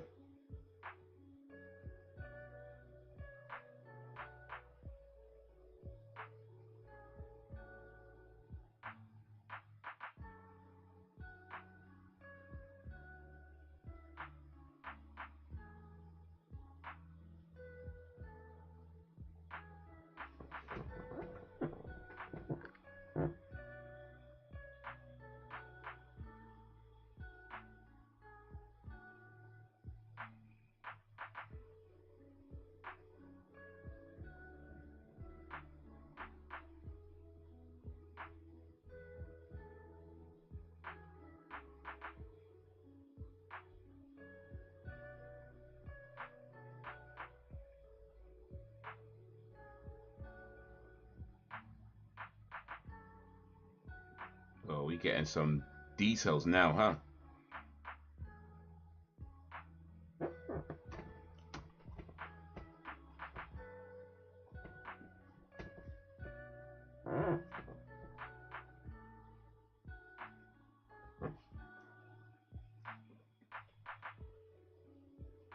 Well, now we know why the eye stands for investigation and not intelligence. And to be honest, I'm not sure he's doing much investigation either. Kind of just sits on the desk and takes orders from Smoking Man.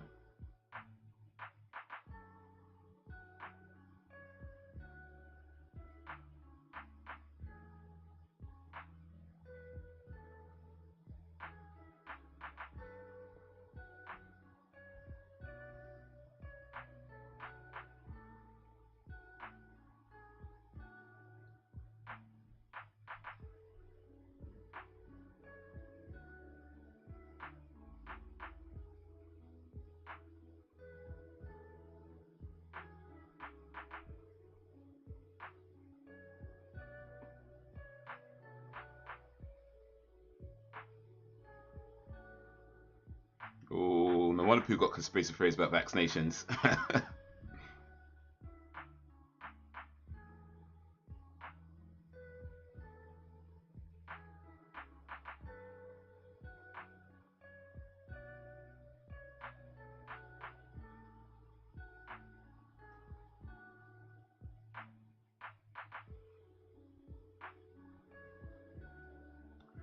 And he has one job. One job.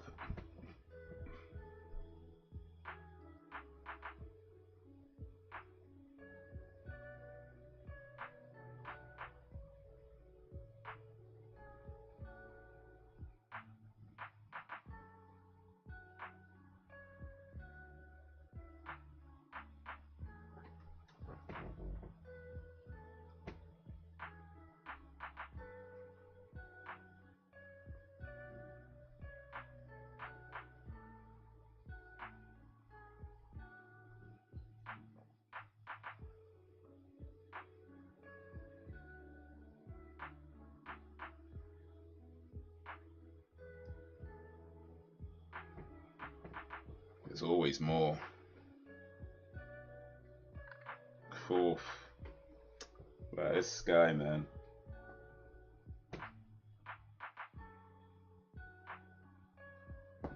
This guy. You can trust him, but you can't trust him.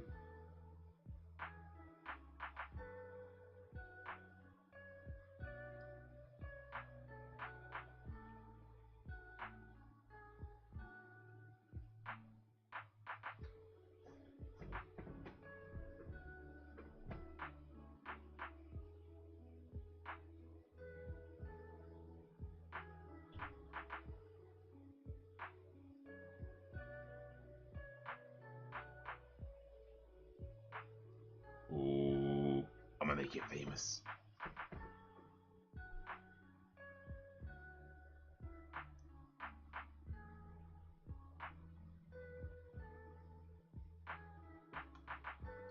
He gave some answers. But are they the right answers? Or are they just the right answers? You know what I mean?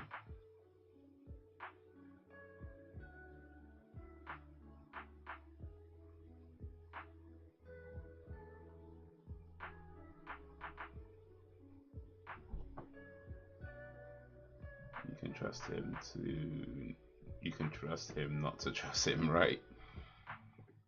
Greenwich, Connecticut, not Greenwich, London.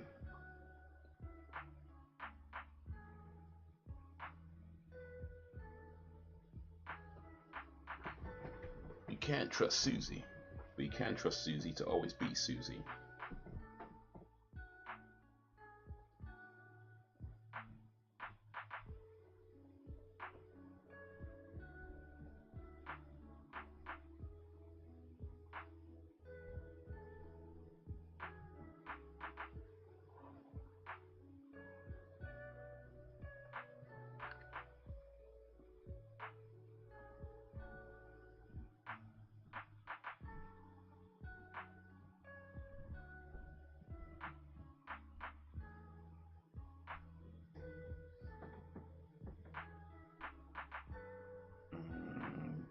Now you know.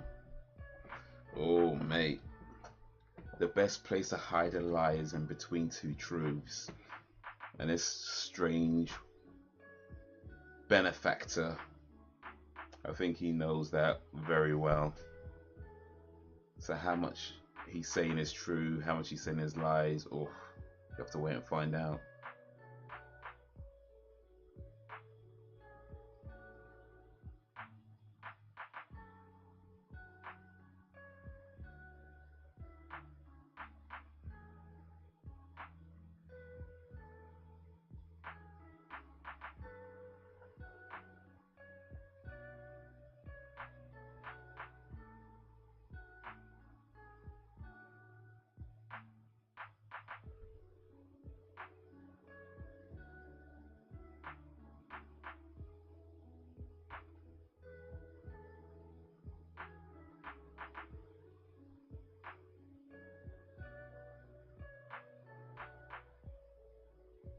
Oh, smoking, man. Smoking man's got threats.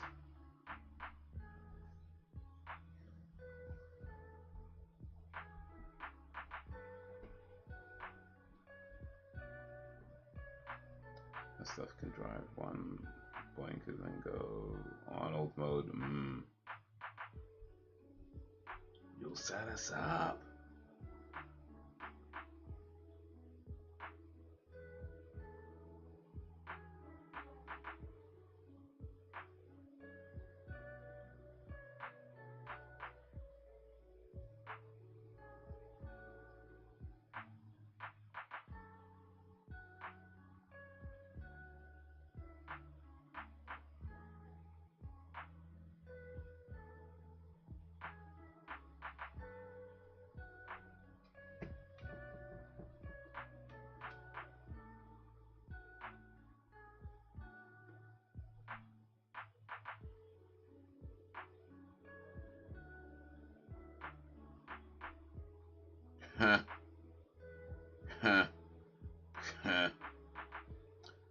thing is, though, Smoker Man would kill every Navajo in 4 states. Like he would do that though.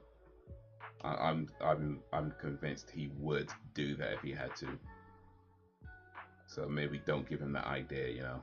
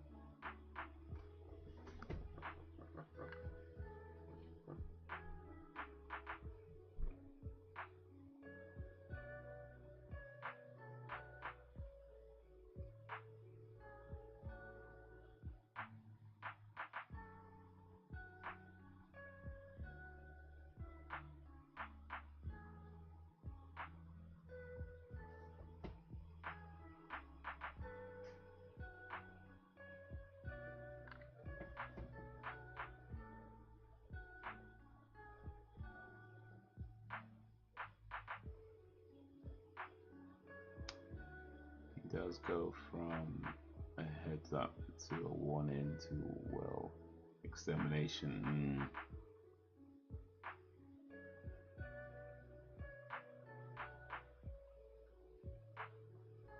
Wait, what did Scully just say? Want something to put up back up against? And their sister just died and she's already in the mood? Like, come on. There's a time and a place for everything.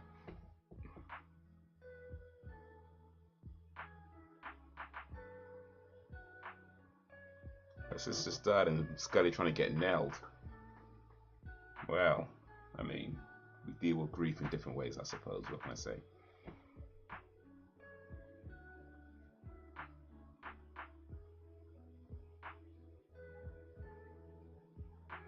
Well, that was episode 2 of season 3. Ooh, mate.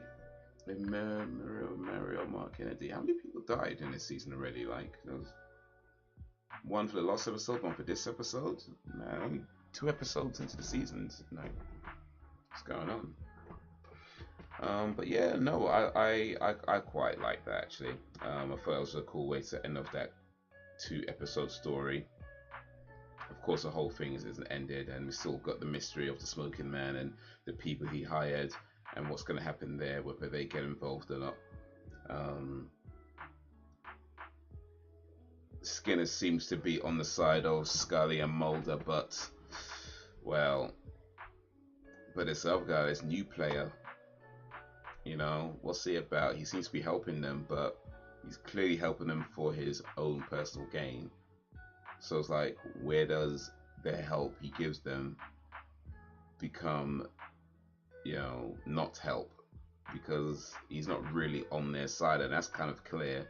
It's just as far as their goals are somewhat mutually aligned, you know, he's given them sort of information and telling them things, but how long is that going to last for? And even then, it's still like, you know, how much truth is he actually giving them? We don't really know. He's giving them some truth for sure, but wow, all waits to be seen, all waits to be seen. But yeah, good opener for the first 2 episodes of the season. That was a really good opener. I enjoyed that. Hopefully you enjoyed that. But yeah, let's get the next episode on Zero. We'll start that in a moment. Let's put that back. Here we go.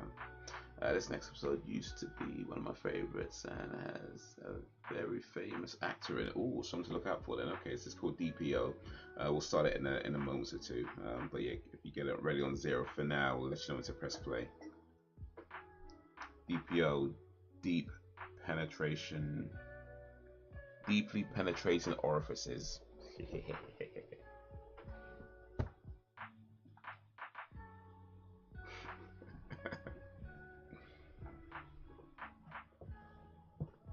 Gotta look out for a famous actor in this next episode. Let's see if we can spot him.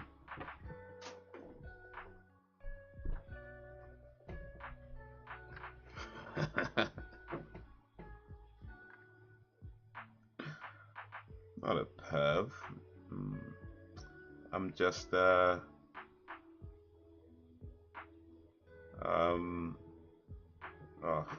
My eye stops itching. Damn, maybe I do have hay fever. No, I'm not a perv. I'm just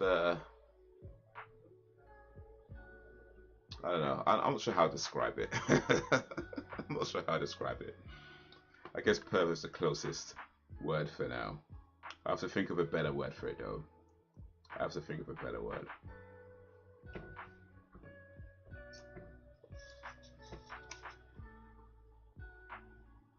Eyes, you have hay fever. Wait, you laughing though? You said, ha, eyes, you have, what, you laughing? I got hay fever and you're laughing, man. It's not funny. It's not funny. That means like I can't roll around in the hay no more. If I got hay fever. Is that what that means? It means I can't roll around in the hay. I have to roll around in the grass now. Or maybe in the snow. Laughing at him, man. Man. Get no respect out here, man. I lie, I steal, I cheat, I get no respect. I lie, I cheat, and steal, and still I get no respect. Man, what's a man gotta do?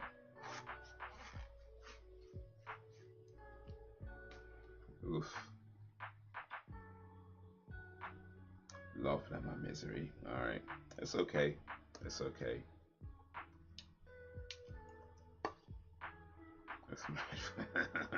Fair enough. Marriage is hard. Oh, you saw that clip that I posted, didn't it? Adolf Hitler. Mate, the way I laughed when I saw that, bro, man, was like, marriage for like less than a day. Hey.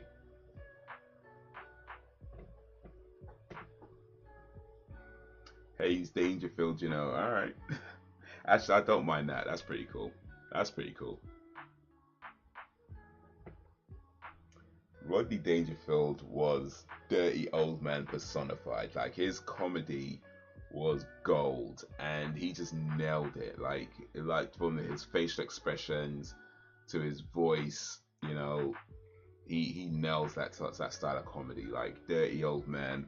If you look up dirty old man in a dictionary, they better have a picture of Rodney Dangerfield. Like, he just nailed that whole style of comedy. Man, rest in peace to Rodney Dangerfield, one of the greatest to ever do it.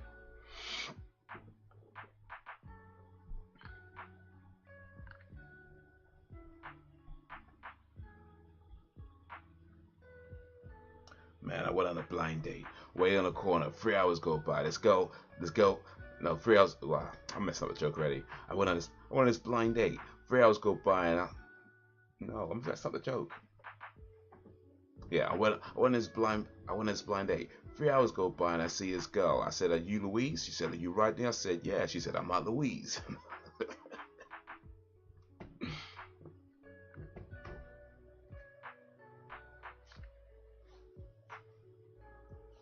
And she was pregnant. She said she was pregnant. So what you say to a girl who's pregnant? What have you been doing lately?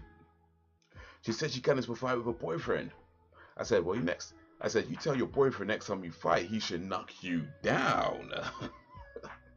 Man. Yeah.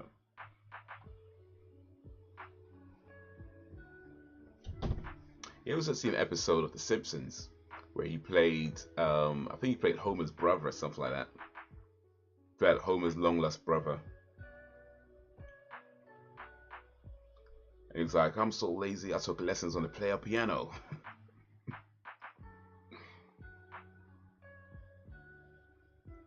Rodney Dangerfield, yeah, man.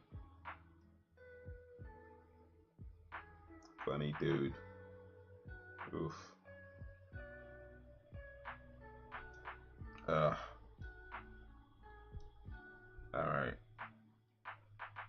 Alright, cool.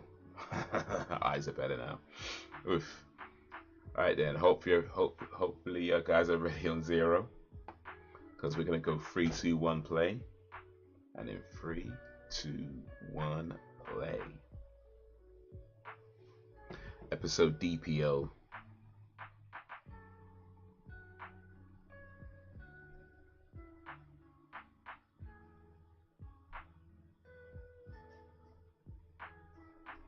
When I thought we were happy for 20 years, and then we met. Oh, that's Golden Axe right there.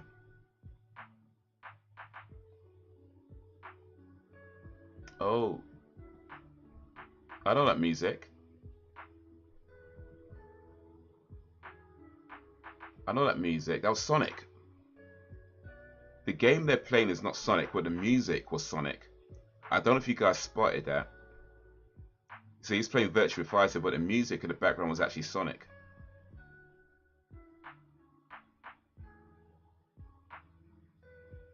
Might have been from a different arcade machine though.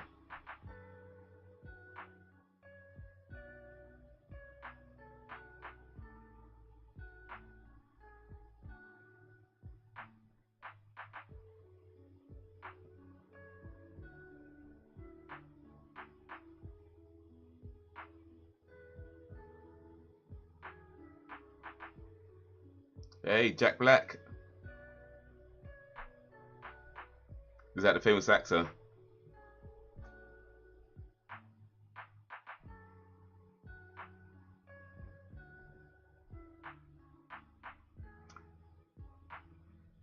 Oof.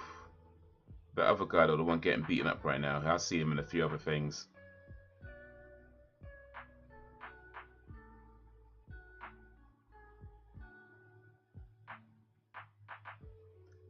Jackus Blackus was in an episode of the X-Files.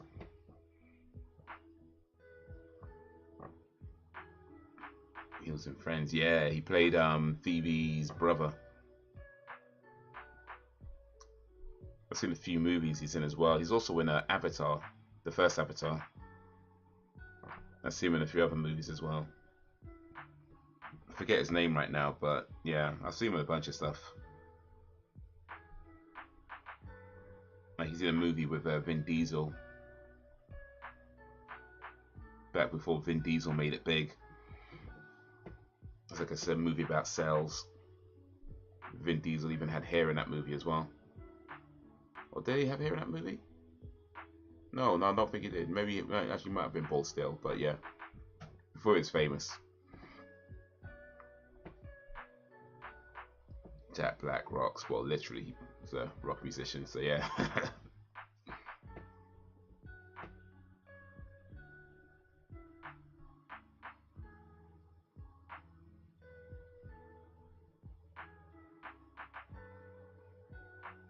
Oh, what's going on here? Vandals. Giovanna Ribisi, that's the net, yes. That's the dude. Varney.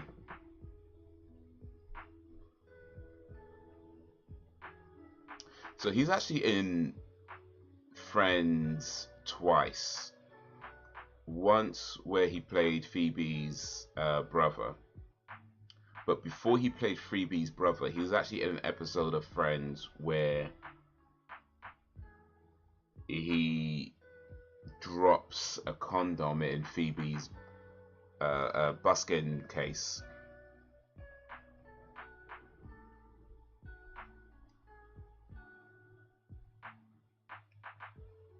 Oh. He controls the machines, yeah, for sure. Great actor indeed. But yeah, he actually was in an episode of Friends where he drops a condom in Phoebe's buskin. He drops a condom in her case and walks on by, and Phoebe's like, "Oh, you dropped a condom? Why would you do that?" And he comes back later and picks it up and says, "Actually, I think I'm going to need this." And then some years later, he comes back playing her brother. Although I guess you could say he didn't necessarily play two different characters. I mean, it's not unthinkable that when he paired the first time in Friends, he just didn't know that they were related, because they didn't know they were related until later on. So it's not unthinkable that they just happened to cross paths and not know that they were related. So they never actually gave that explanation though. They just kind of like never even mentioned it at all.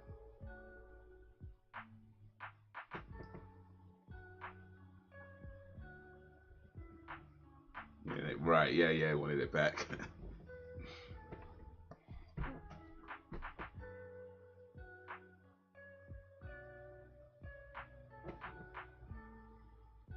I always assumed they didn't know.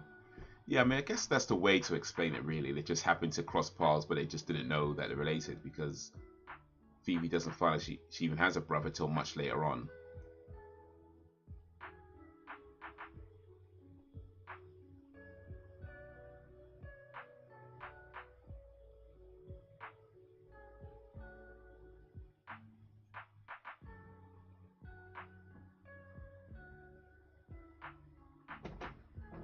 So yeah, it's not like, because I don't think he actually says his name in the first time he's in there.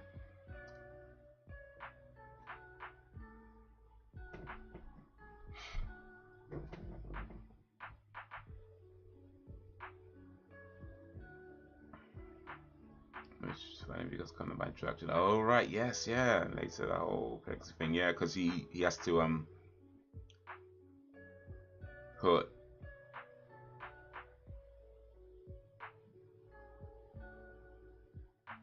put his girlfriend's ovaries in Phoebe's body.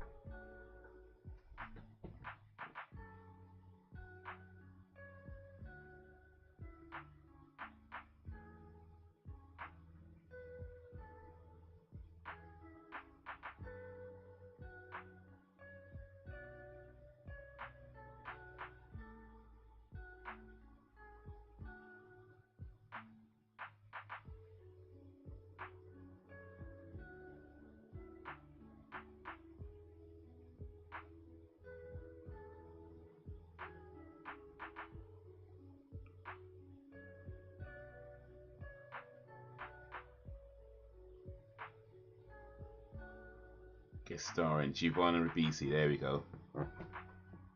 Varney.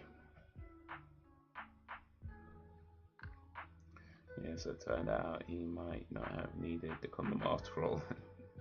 Well, assuming it's the same girl, to be fair, it was some years later.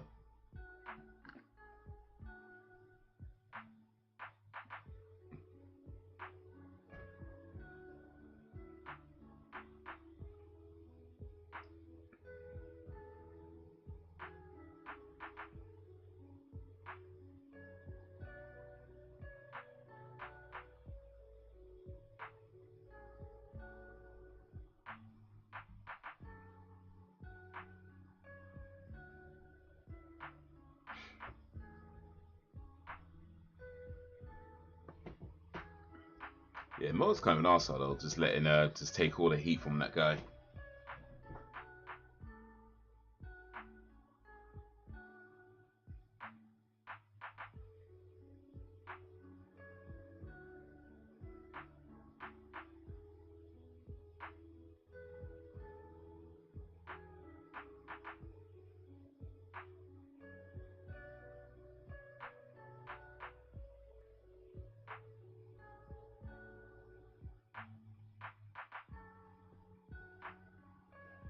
Jackus Blackus. That's still the Sonic music playing in the background. But I don't see Sonic. I mean, Sonic wasn't an arcade game, was it? Dan, do you remember Sonic ever being an arcade game? I don't know, maybe it was. Because I hear the music for Sonic, but I don't see the Sonic machine.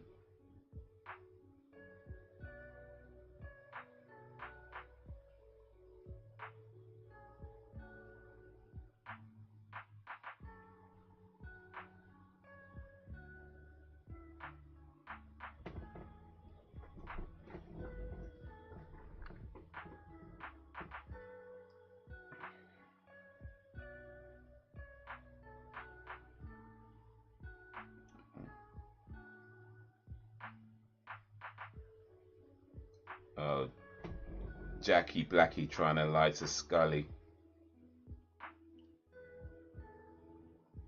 It was great in Saving Private Ryan. I don't think it was.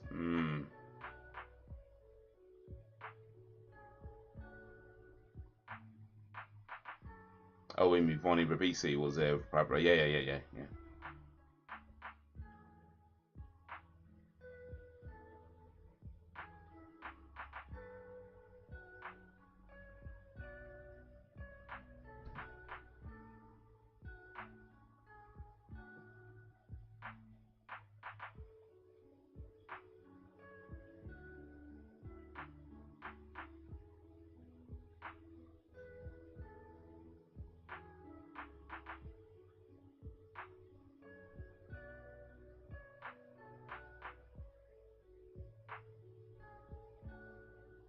I mean, anybody could be D.P.O.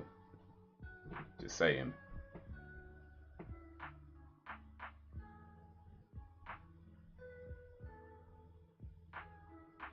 Oh, you got them legs coming towards you. You better pay attention.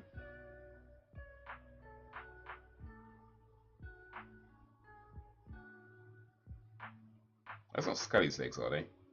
Are they?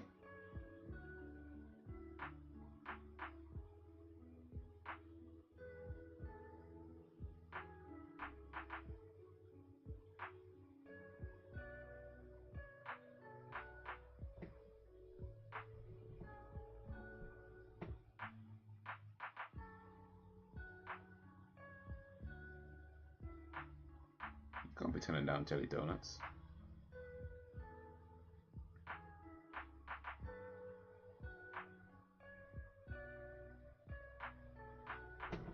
Let me see if I can find out real quick.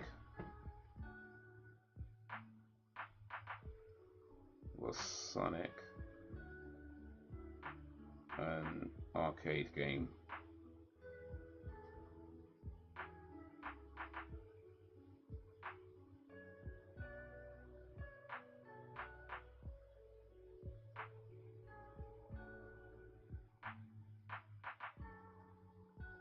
Okay, there was a Sonic the Hedgehog arcade game in 1993. There was. Okay, fair enough. But still, though, I don't see a Sonic machine, but I'm definitely hearing a Sonic music.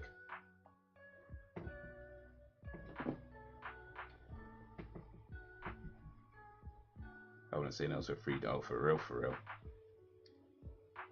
I know they say jelly donut in America, but that just means jam in like real, you know, words.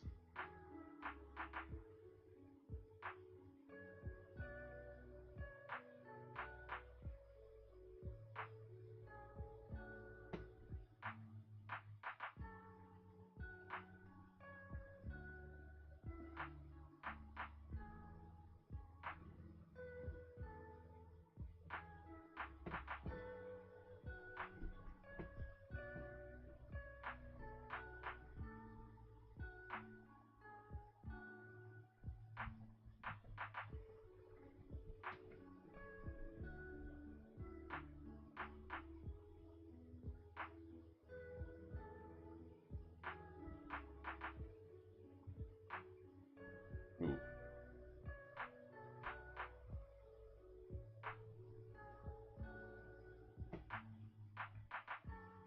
In real words.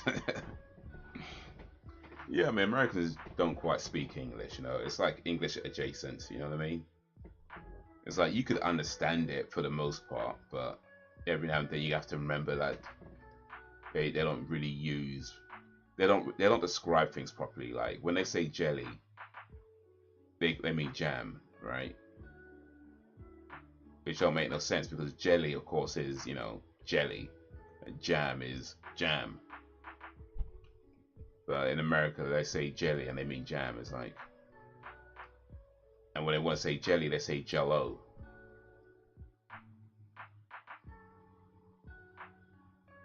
So yeah.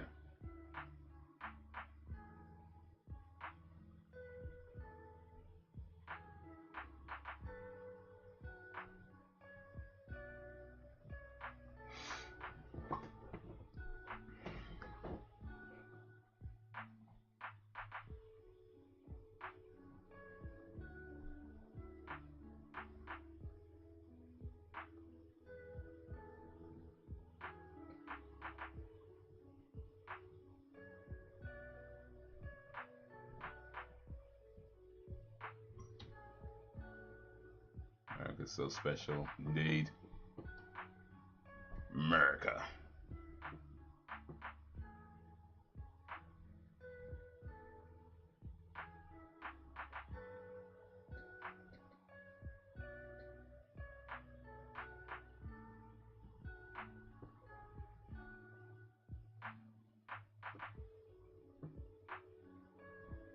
Jack Black was actually in Never Ending Story, I think part 3. He played like one of the bullies.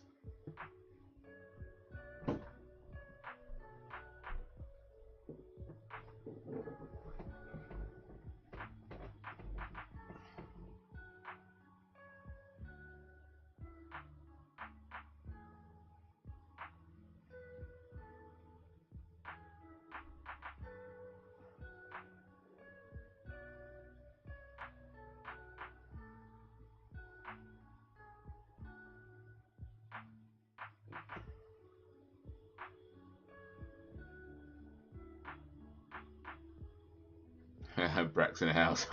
We just talking about America. So Jack Black played a store clerk in an arcade.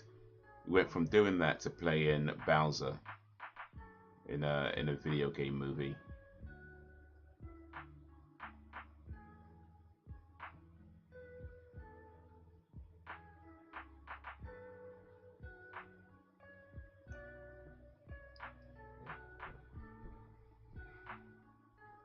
Jam donuts. The thing about the jam donut though is it's simple, isn't it? Like, it tastes nice and it's simple. Like, you can't go wrong with a jam donut. I mean, you can if it's just like not done properly, but you know what I mean. It's not hard to go. It's not hard to make a nice jam donut.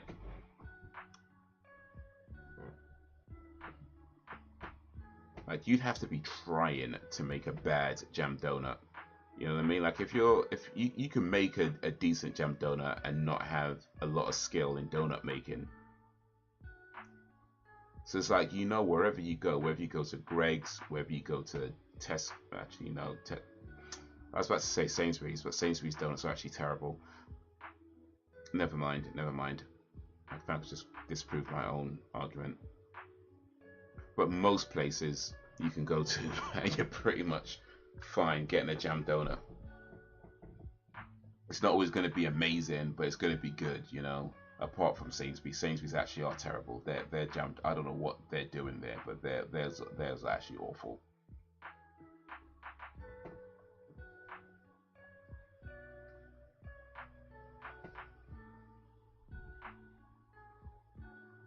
If you were sheriff in a small town, would you get irritated by Mulder and Scully getting involved? I don't know, you know, I mean, I would like to say no, because I'd hope that if I was a sheriff or anything like that, I wouldn't be like too arrogant to accept outside help when it's needed. But I imagine being an arrogant prick is kind of part of the reason people become sheriffs of small towns, so yeah, maybe.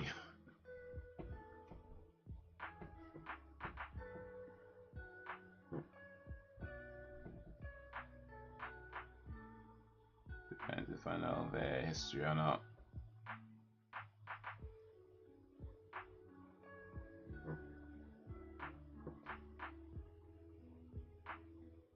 Jerk.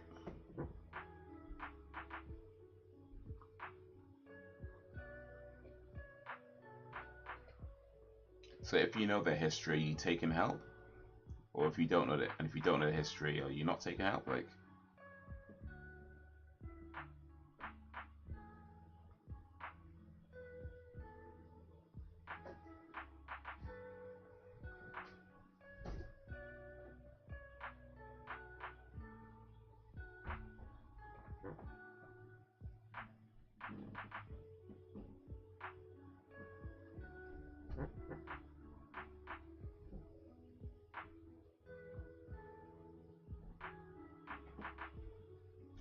so wait, he's in love with his teacher in this as well.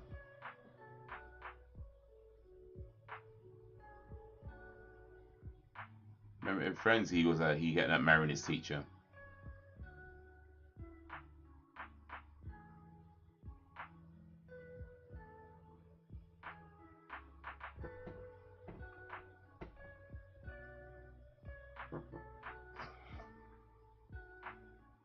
He has a type for sure.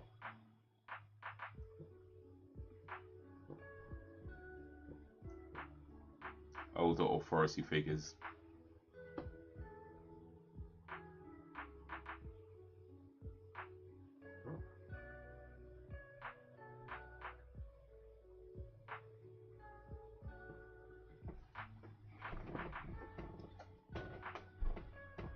Oh, he's gonna make him crash.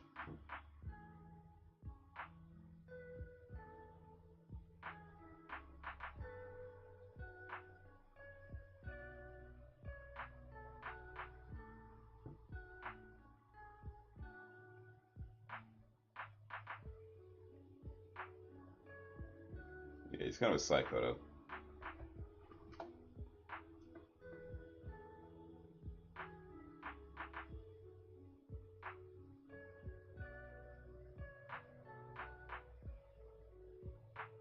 Think about it this way, small town, keeping a place as the sheriff, that we have two FBI agents show up. He's hot for a teacher.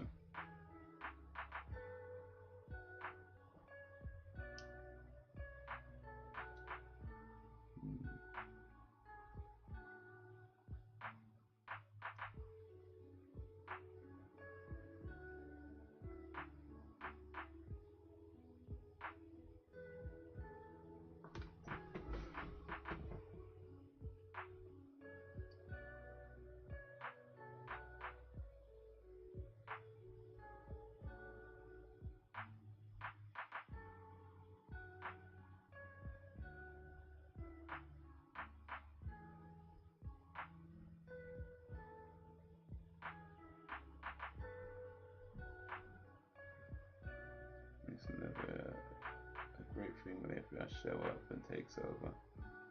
That means less work for the if you're the sheriff, it just means less work for you though. And if anything goes wrong, they can take the responsibility.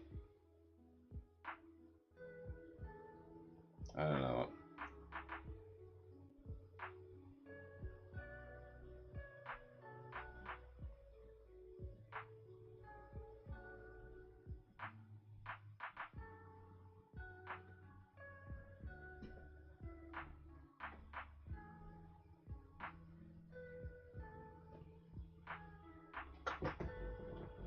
That is an imbalanced relationship though, teacher-student.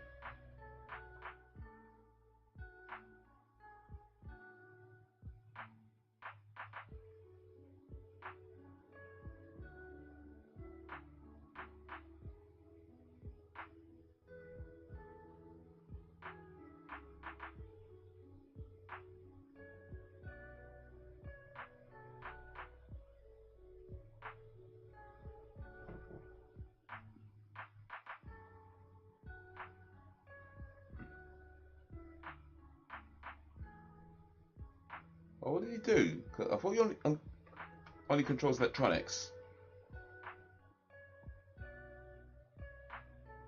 Or was that like a heart thing he's got? No, because it was his shoulder, wasn't it? Vandals. It's got that same t-shirt on. Same band. Is that a band? Maybe.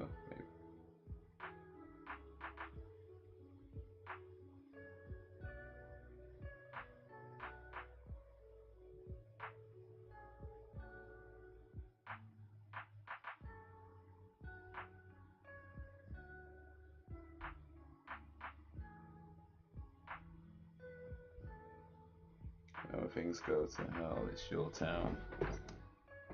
Yeah, but I know. I guess I just don't like doing work, so I just take any excuse to.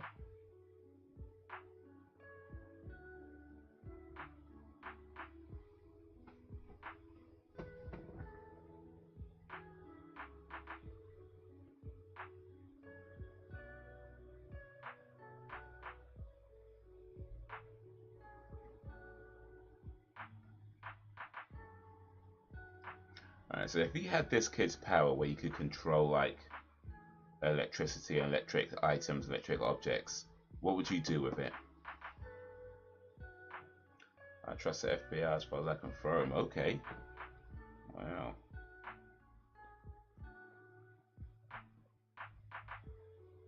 Maybe even less.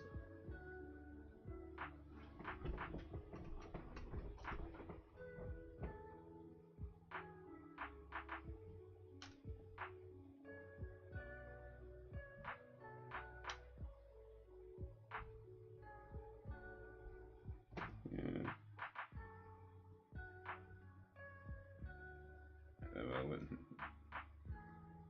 Yeah, I mean, I guess when it comes to law enforcement, they can be hard to trust. But I'll say I'll trust the FBI more than I trust the CIA. I think if the CIA turn up, then yeah, you're really in trouble.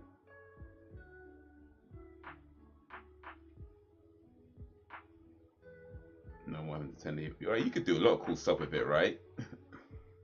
Like, shh. Don't worry if the control goes missing. You know how people like to hide a remote control? You don't have to worry about that. You can just actually change channel.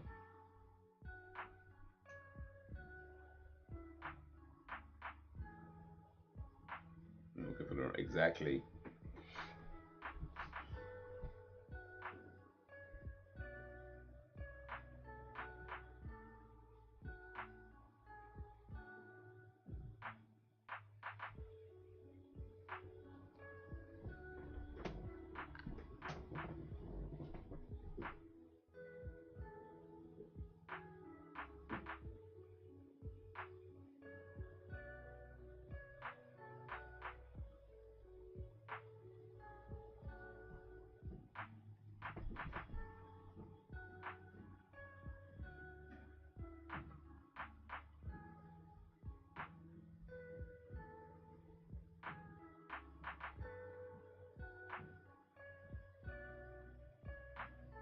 Playing games without hands. Ooh.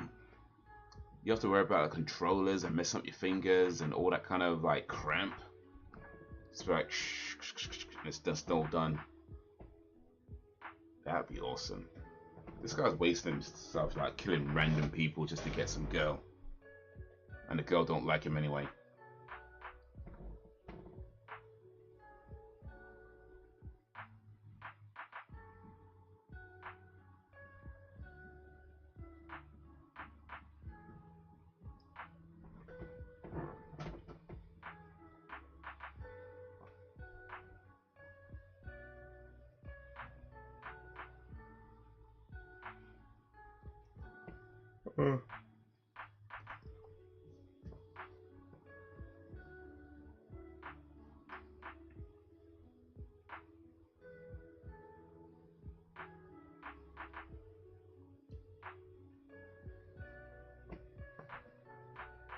You've been talking to zero people who told you that.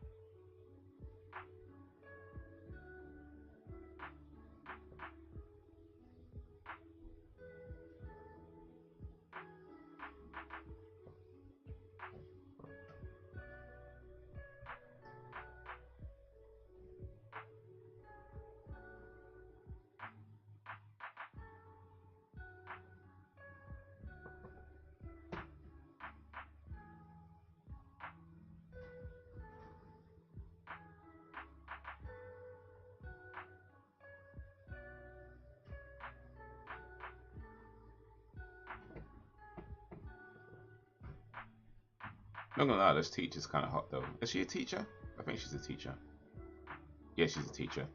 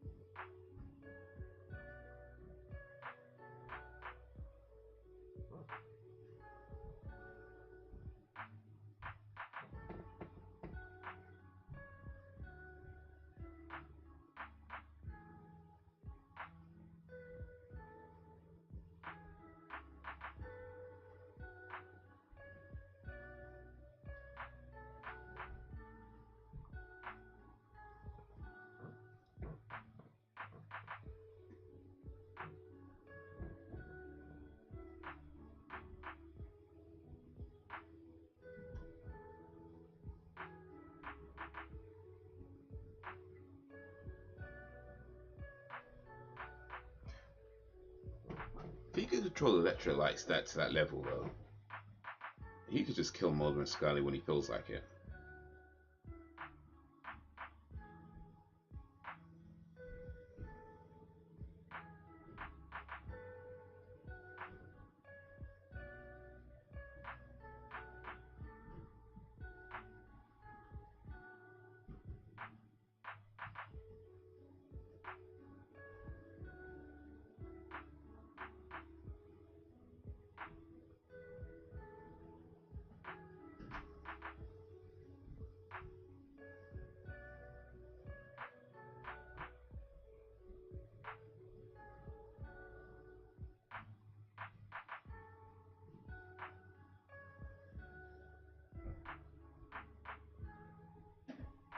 Yeah, this sheriff's just an arsehole though.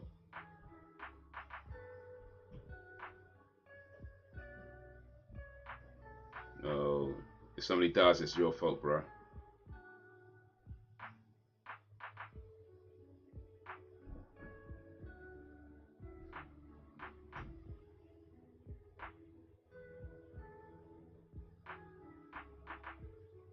Yeah, that's a point.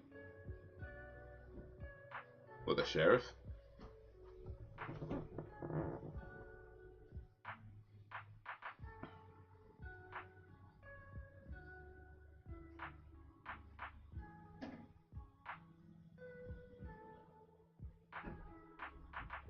To be fair, it's hard to be someone who's like in. True, I mean, yeah.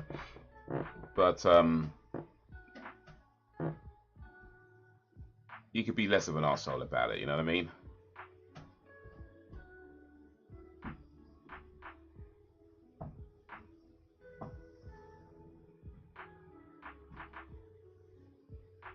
And especially when it's like, you know something's up.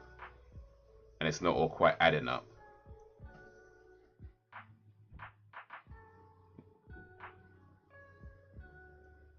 Oh no, he killed his friend.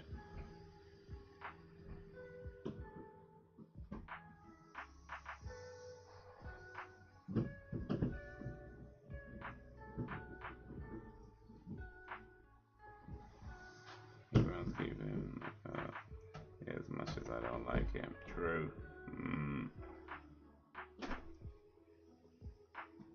Like something's up. Maybe it's hard to believe certain things. I get that, but something's up.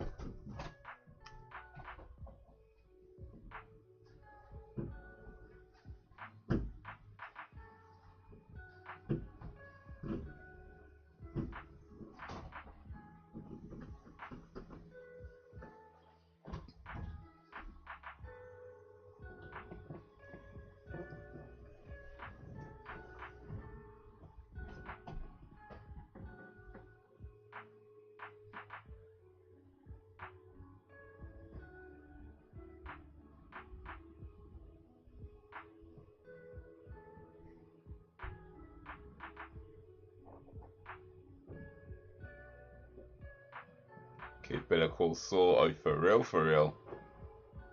Saul Goodman. Saul Goodman.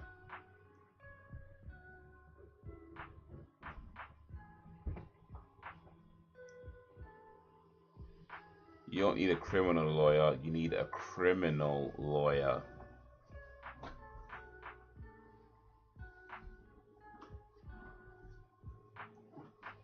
Man, they killed Jack Black.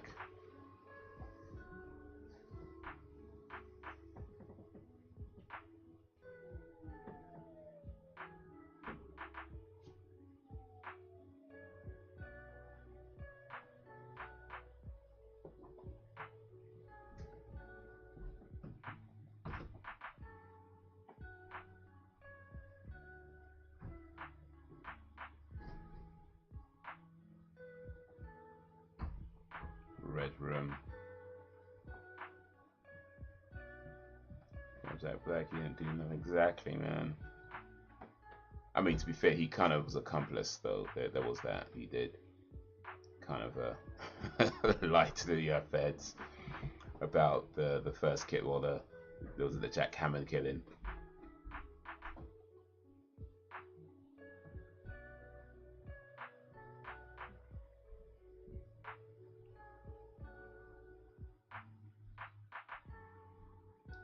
Scully. Shoot him.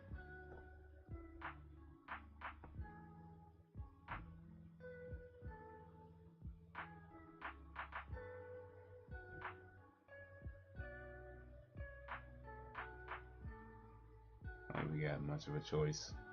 Yeah, he lied for him and he killed him anyway. This guy's a punk.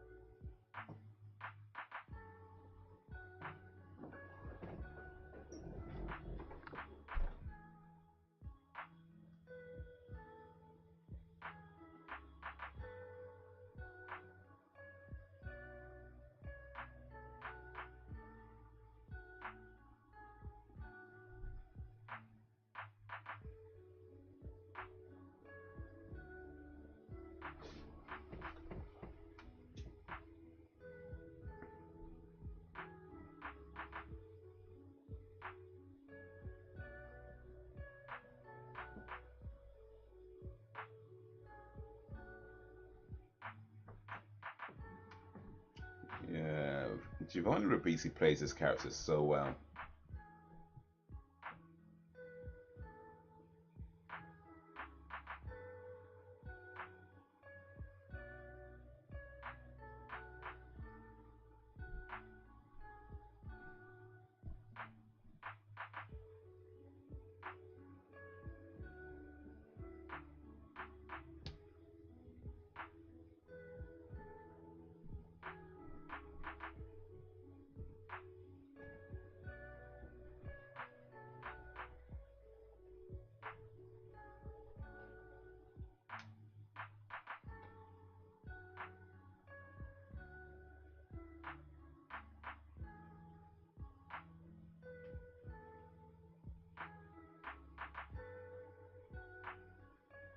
This guy's like Magneto but with electricity.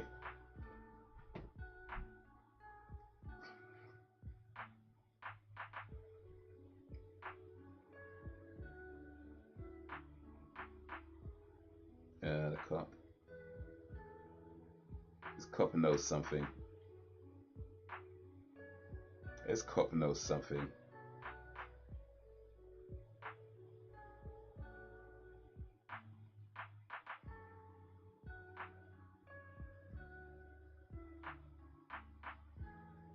This cop knows something. He's still acting like a prick the whole time.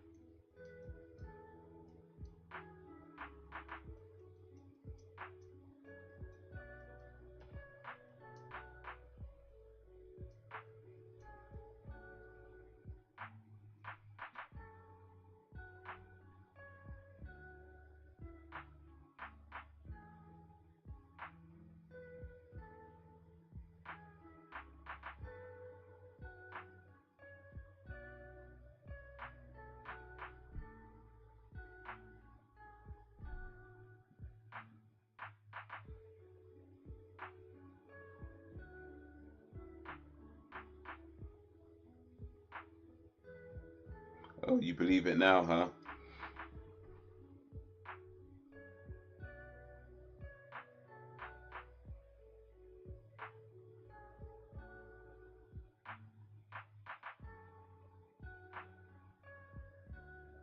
Of course Scully misses it.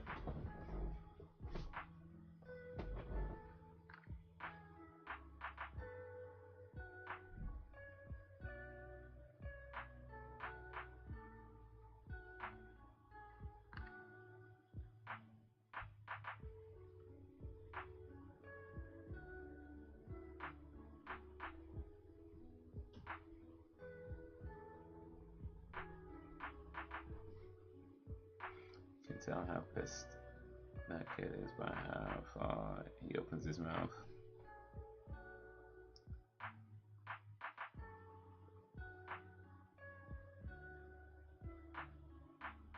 The wider the mouth, the more angry.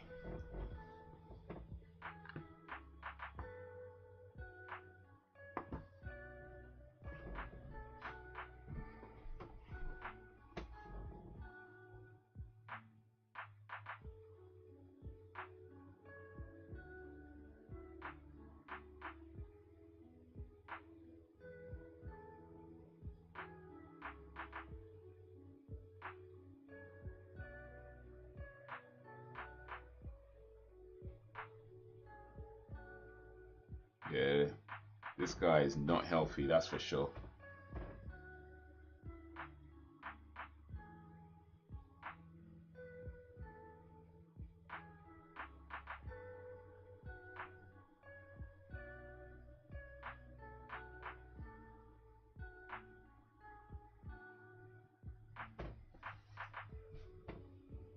Just changing the channel. Now it's finally putting his powers to good use. Because the producer Chris Carter, you know. Okay, they're getting meta. Yeah, yeah. That was clever. If you take notes of it, really is that slight pronunciation intensifies. Oh, okay, I see what you mean. I see what you mean. Like, cause like, yeah, yeah, yeah. Okay, that. But that was a good episode. I like that. That was a good episode. There was three good episodes in a row. I think. I don't know which one I will pick as my favorite of the three. They were all really good. I guess the last one though. I mean, it's only one that wasn't really related in terms of like overall story. And I like the idea of, you know, this kid who can control lightning and electricity like that, just trying to use it to get a girl. You know, but I don't know. Was that my favorite episodes of three? I don't know. I mean, I think it's kind of hard to pick a favorite. They're all really good. The second episode though, where Scully's sister passes away, that was really sad. Especially as she gets shot when they're looking for her. So it's like one of those things you're trying to protect something, you can't always protect the people that are close to you. So that was sad. And I like the whole thing with that guy who's just so mysterious, that's giving them information that's both helpful and hindering at the same time, you know. But yeah, so it was three real good episodes. I think three strong episodes. In today we would start season 3. Definitely the strongest starts to a season, I think, or to my memory right now. I'm gonna say I think that's the strongest start to a season that with between seasons 1, 2, and 3. I think this is definitely. I'm rambling. Yeah, I think this is the strongest start to a season. So yeah, that's what I'm trying to say so far. To pick the best episodes, yeah, indeed.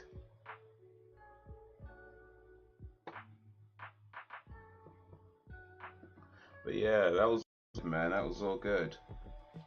I liked that a lot. Giovanni Ribisi, like I said, I've seen him in a bunch of stuff, a bunch of movies, shows and stuff. So he's done a lot over the years. I'm not sure if I've seen him in anything recently though. Like, I feel like the last time I saw him in anything was probably Avatar, like the first Avatar movie. I'm sure he's done stuff since then, but I don't think I've seen him in anything myself. So I'm gonna look up Giovanni Ribisi real quick. See what he's been doing lately, Giovanni Ribisi. What's he been doing in recent years? Let's try and find out. He's got 5 upcoming projects. He's in the latest Avatar movie as well, so okay, cool. I haven't seen that one yet though. What has he done that I have seen? What's the last thing he's done that I have seen? Actually, let me put this on so y'all can check it out as well. And your mind works faster than your mouth. Being there.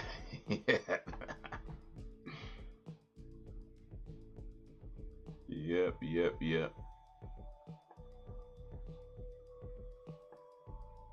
Or maybe your mouth works faster than your mind. and because your mind hasn't come up with anything and your mouth is just moving with nothing to say, like. Oh, I have seen Contraband actually. I have seen Contraband. That's a 2012 movie. So that's a lot. I don't really remember him in that movie, to be honest. Like, I have seen it, but I can't really pinpoint who he played in that character in that movie, Tim Briggs. So I guess technically that's the last thing I've seen him in, but the last thing I remember him in is Avatar. It's the first Avatar movie.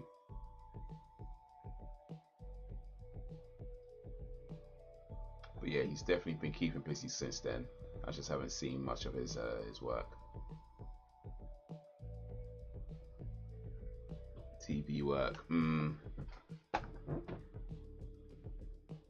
Sneaky Pete. I guess that's the most he's been working on the most. Sneaky Pete, 30 episodes in that.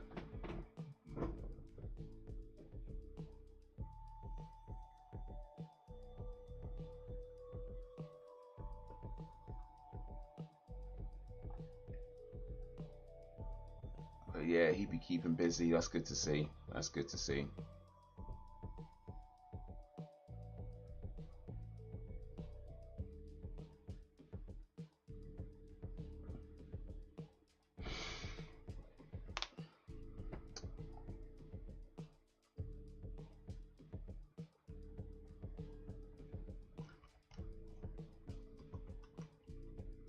I watched this film the other day.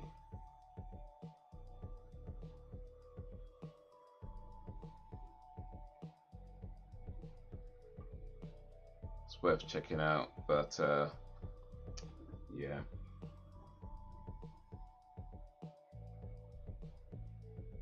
It's a good film, but yeah. I mean, let me not say much until you guys see it. And he's a good actor for sure, and he played that character so well in this episode. Unhinged.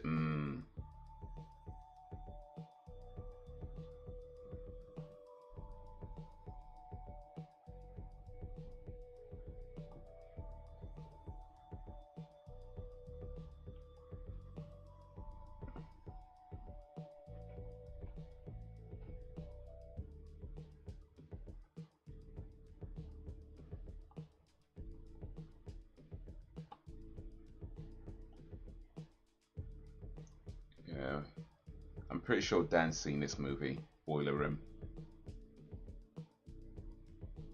Have you seen it, Sam? It's a good movie. Yeah. Giovanni Ribisi, Vin Diesel, Nia Long. Vin Diesel's got some hair in this movie. Not a whole lot of hair, but he's still got hair. It's also got Ben Affleck in it as well. He's in a few scenes. Yeah, we've got Ben Affleck.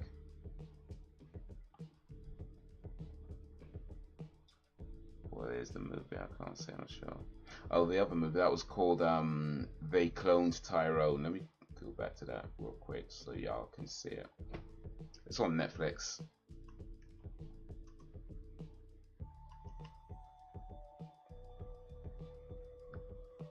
They Cloned Tyrone. It's a Netflix movie, just came out a few days ago. Jamie Foxx. Oh, the thing's in the way, isn't it? There we go. Jamie Foxx and John Boyega with Teyonah Parris. I want to rewatch that one. Yeah, it's a quality film. It's about salesmen. I mean, I'm talking about two films at once now. Actually, technically, They Cloned Tyrone involves a salesman as well, but a different kind of salesman. But yeah, Boiler Room involves sales. It's a film about salesmen. But yeah, good movie. Good movie. Have you ever seen The Gift? I don't believe I have, actually. I don't believe I have. 2015, Jason Bateman, or 2000, or maybe it was a 2000 movie. Wait a minute, this looks familiar. Have I seen this? Joel, actually, no, I think I have seen this actually. I think think I have seen this movie. I think I watched this in the cinema. I saw it somewhere, I'm sure. I don't remember much about it, but I'm pretty sure I have seen it.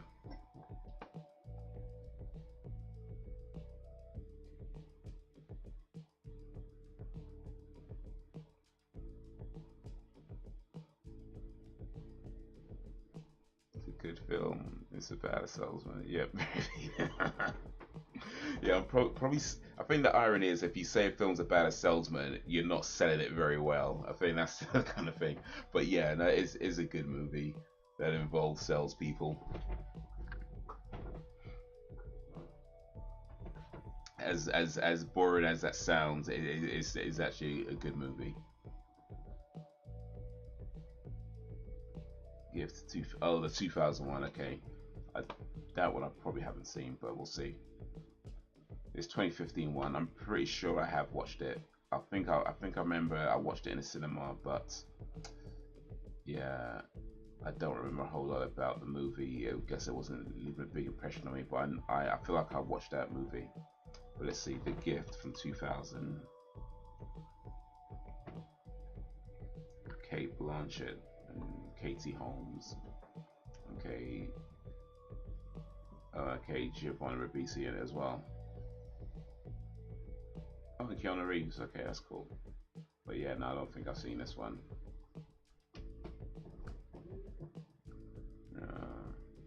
I don't think I've seen this one. There you go, cool, yeah. Oh, J.K. Simmons as well, that's cool. Rosemary Harris, that was Aunt May. That was Aunt May. Yeah. Hilary Swank has got a pretty good casting actually.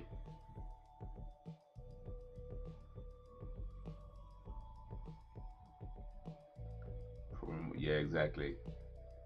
Nothing new under the sun.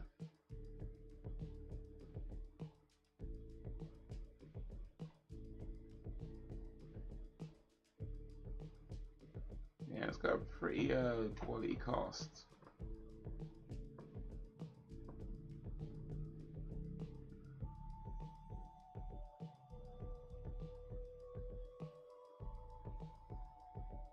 Sam C. Okay.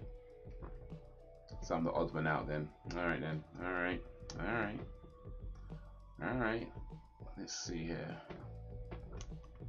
Where can I watch The Gift? Alright, be able to rent or buy through some services. Alright, alright.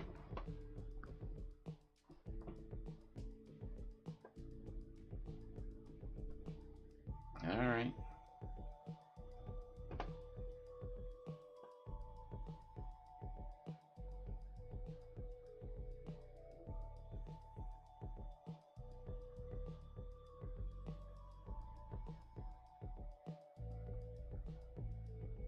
Made $44.6 million at the box office, according to Wikipedia.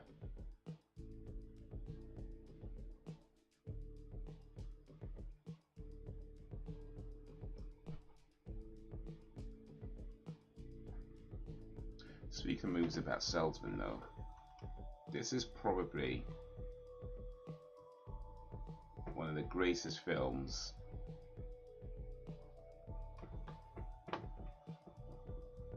ever made involving salesmen. And once that ads disappears, you'll see it. Here we go.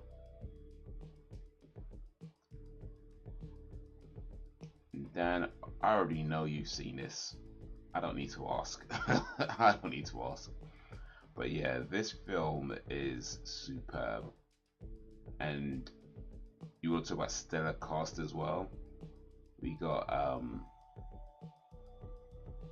Al Pacino, we got Jack Lemmon, Alan Arkin, Alec Baldwin, Ed Harris, he who shall not be named.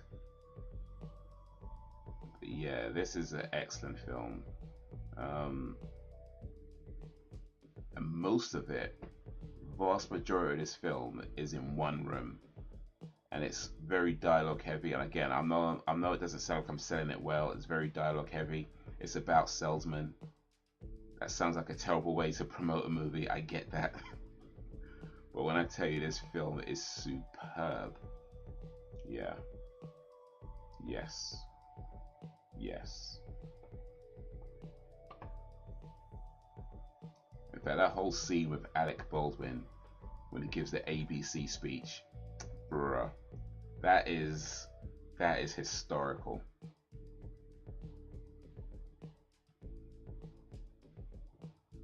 Almost named, he shall not be named. Yeah. We're not saying his name, not anymore. It's been ruined. The name's been ruined. So he who shall not be named. But yeah, great movie. Exactly, it's just so on point, and it's just so kind of like the acting, and it's based on a play, which doesn't surprise me. Well, I've not seen the play, but I know it's based on a play, and it kind of makes sense when you see the movie, the way it's been filmed, and the fact that most of it is done in one room.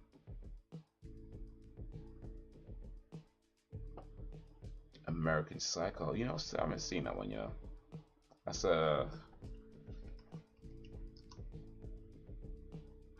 Christian Bale.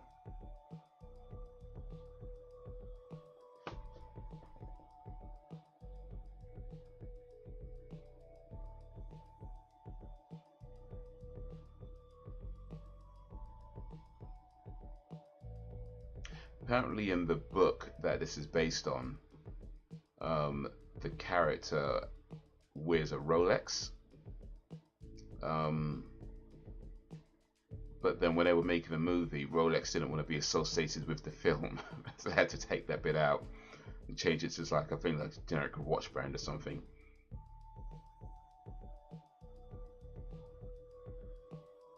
Reese Witherspoon. Reese is always with her spoon. When's Reese ever without her spoon? But then, you know, it's gotten her pretty far, so why would she get rid of it? She needs to keep her spoon, I suppose. Chloe Sevigny. William Dafoe. Yeah, it's a pretty stellar cast as well. Jared Leto.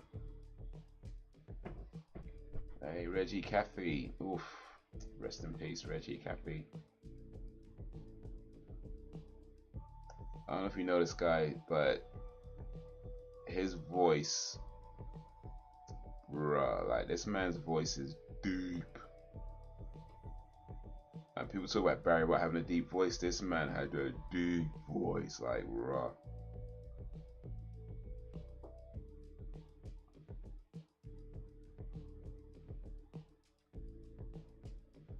You haven't seen American? Yeah, I've not seen it. Sorry.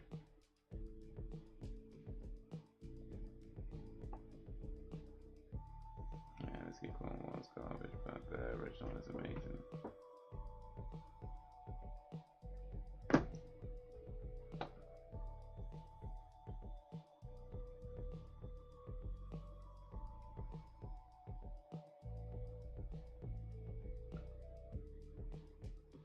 But there was an American Psycho 2.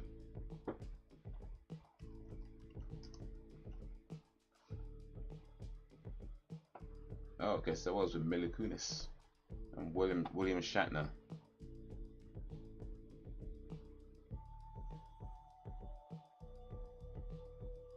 All American Girl.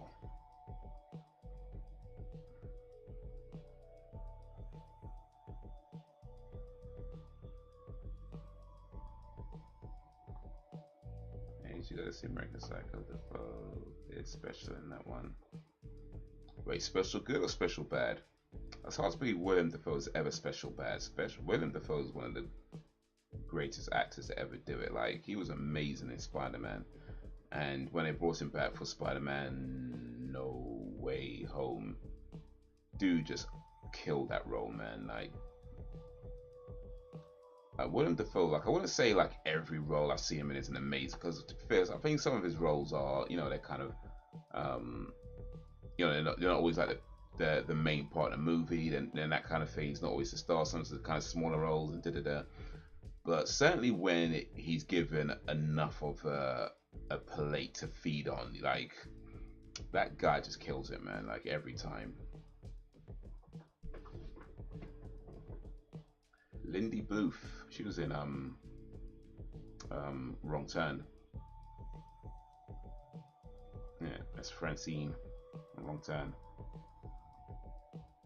Film I'm watching recently, and finding faults in it because, you know, it's what I do, and there's plenty in that film. So need to get that. Watch it as soon as possible. What Sam said. Oof. All right. All right. Guess I'm the odds one out again. American Psycho from the year 2000.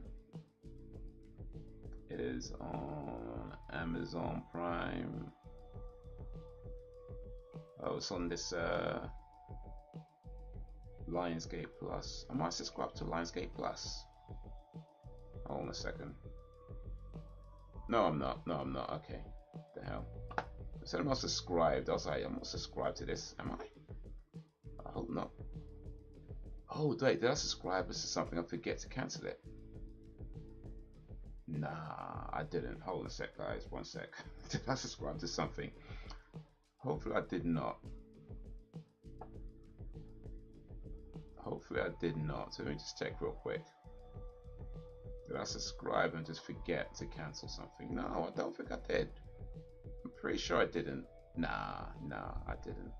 Unless I did it through Amazon. That's possible. I might subscribe through Amazon.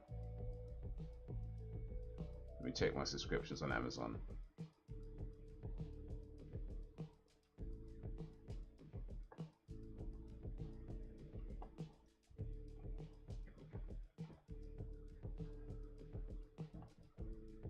Let me just check real quick. Because this thing's saying subscribed, like.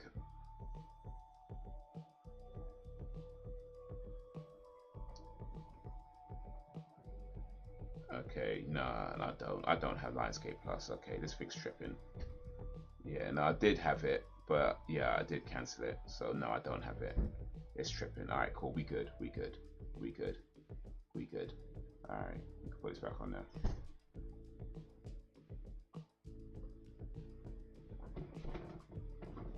I don't even care if he doesn't do it for the stream night because he needs to watch it. He should have watched it already. Yeah, probably. I mean, I've known about the film for a while, I guess, and you know, people say it's good, and I don't know. I guess I just well, we'll see. I don't really want to be the odd one out, but do I really want to watch American Psycho? Do I really want to watch Christian Bale pretend to be American again? Kill a bunch of people.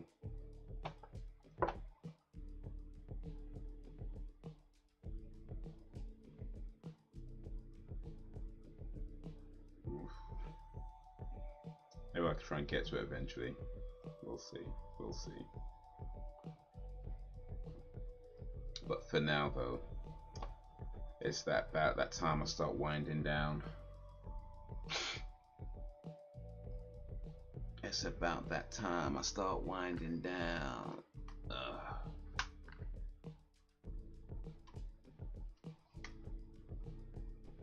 Yes, you do. You need to. Okay, I need to. I need to. Not. I want to. Not I should. I need to. As in, I cannot.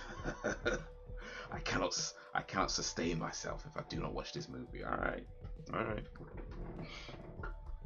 Hey, you won't regret watching American Psycho. The Menu and the Gift. Oh yeah, the Menu was another one you guys were recommending, wasn't it?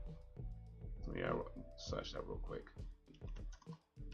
Actually, the Menu I think is on the movie list. It's what just part of movie night. But oh, this is on Amazon. Amazon. It's on Disney Plus. I can probably watch that easy enough. That's on Disney Plus. So that I can probably watch because I don't gotta spend no money for it. Oh wait, no. This is not the right one, is it?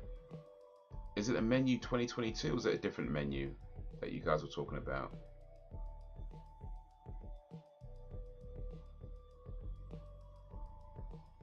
Do you want the short answer? Well, let's see. In the interest of time, let's go with a short answer.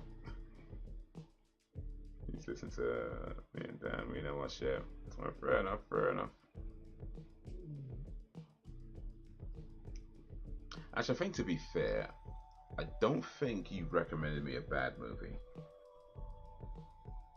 I think you recommended a few movies to me, and I'm pretty sure you haven't recommended me a bad movie. Like maybe movies that, you know, I don't necessarily think is like the greatest thing ever. Maybe I just thought it was alright or whatever, but I don't think you recommend me a bad movie. Oh, it is a 2022. Okay, it's cool. That's cool. In that case, yeah, this is on. It's on Disney Plus, so yeah, I should be able to watch it easy enough. Cool.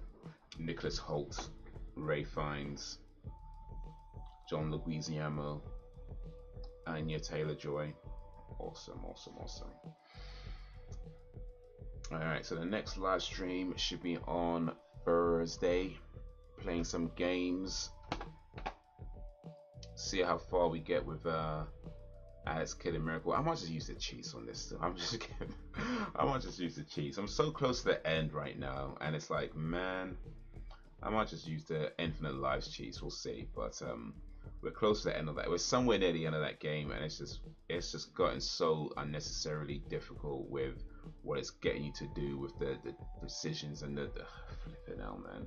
I'm not like 11 years old no more, where I can just sit on a video game for 8+ hours a day and not even think about it. So I ain't got time to get good. You know what I mean? I might just use the infinite health cheats and just be done with it. I was watching how John pokes fun at Seagal in that one. Seagal, I would like Steven Seagal.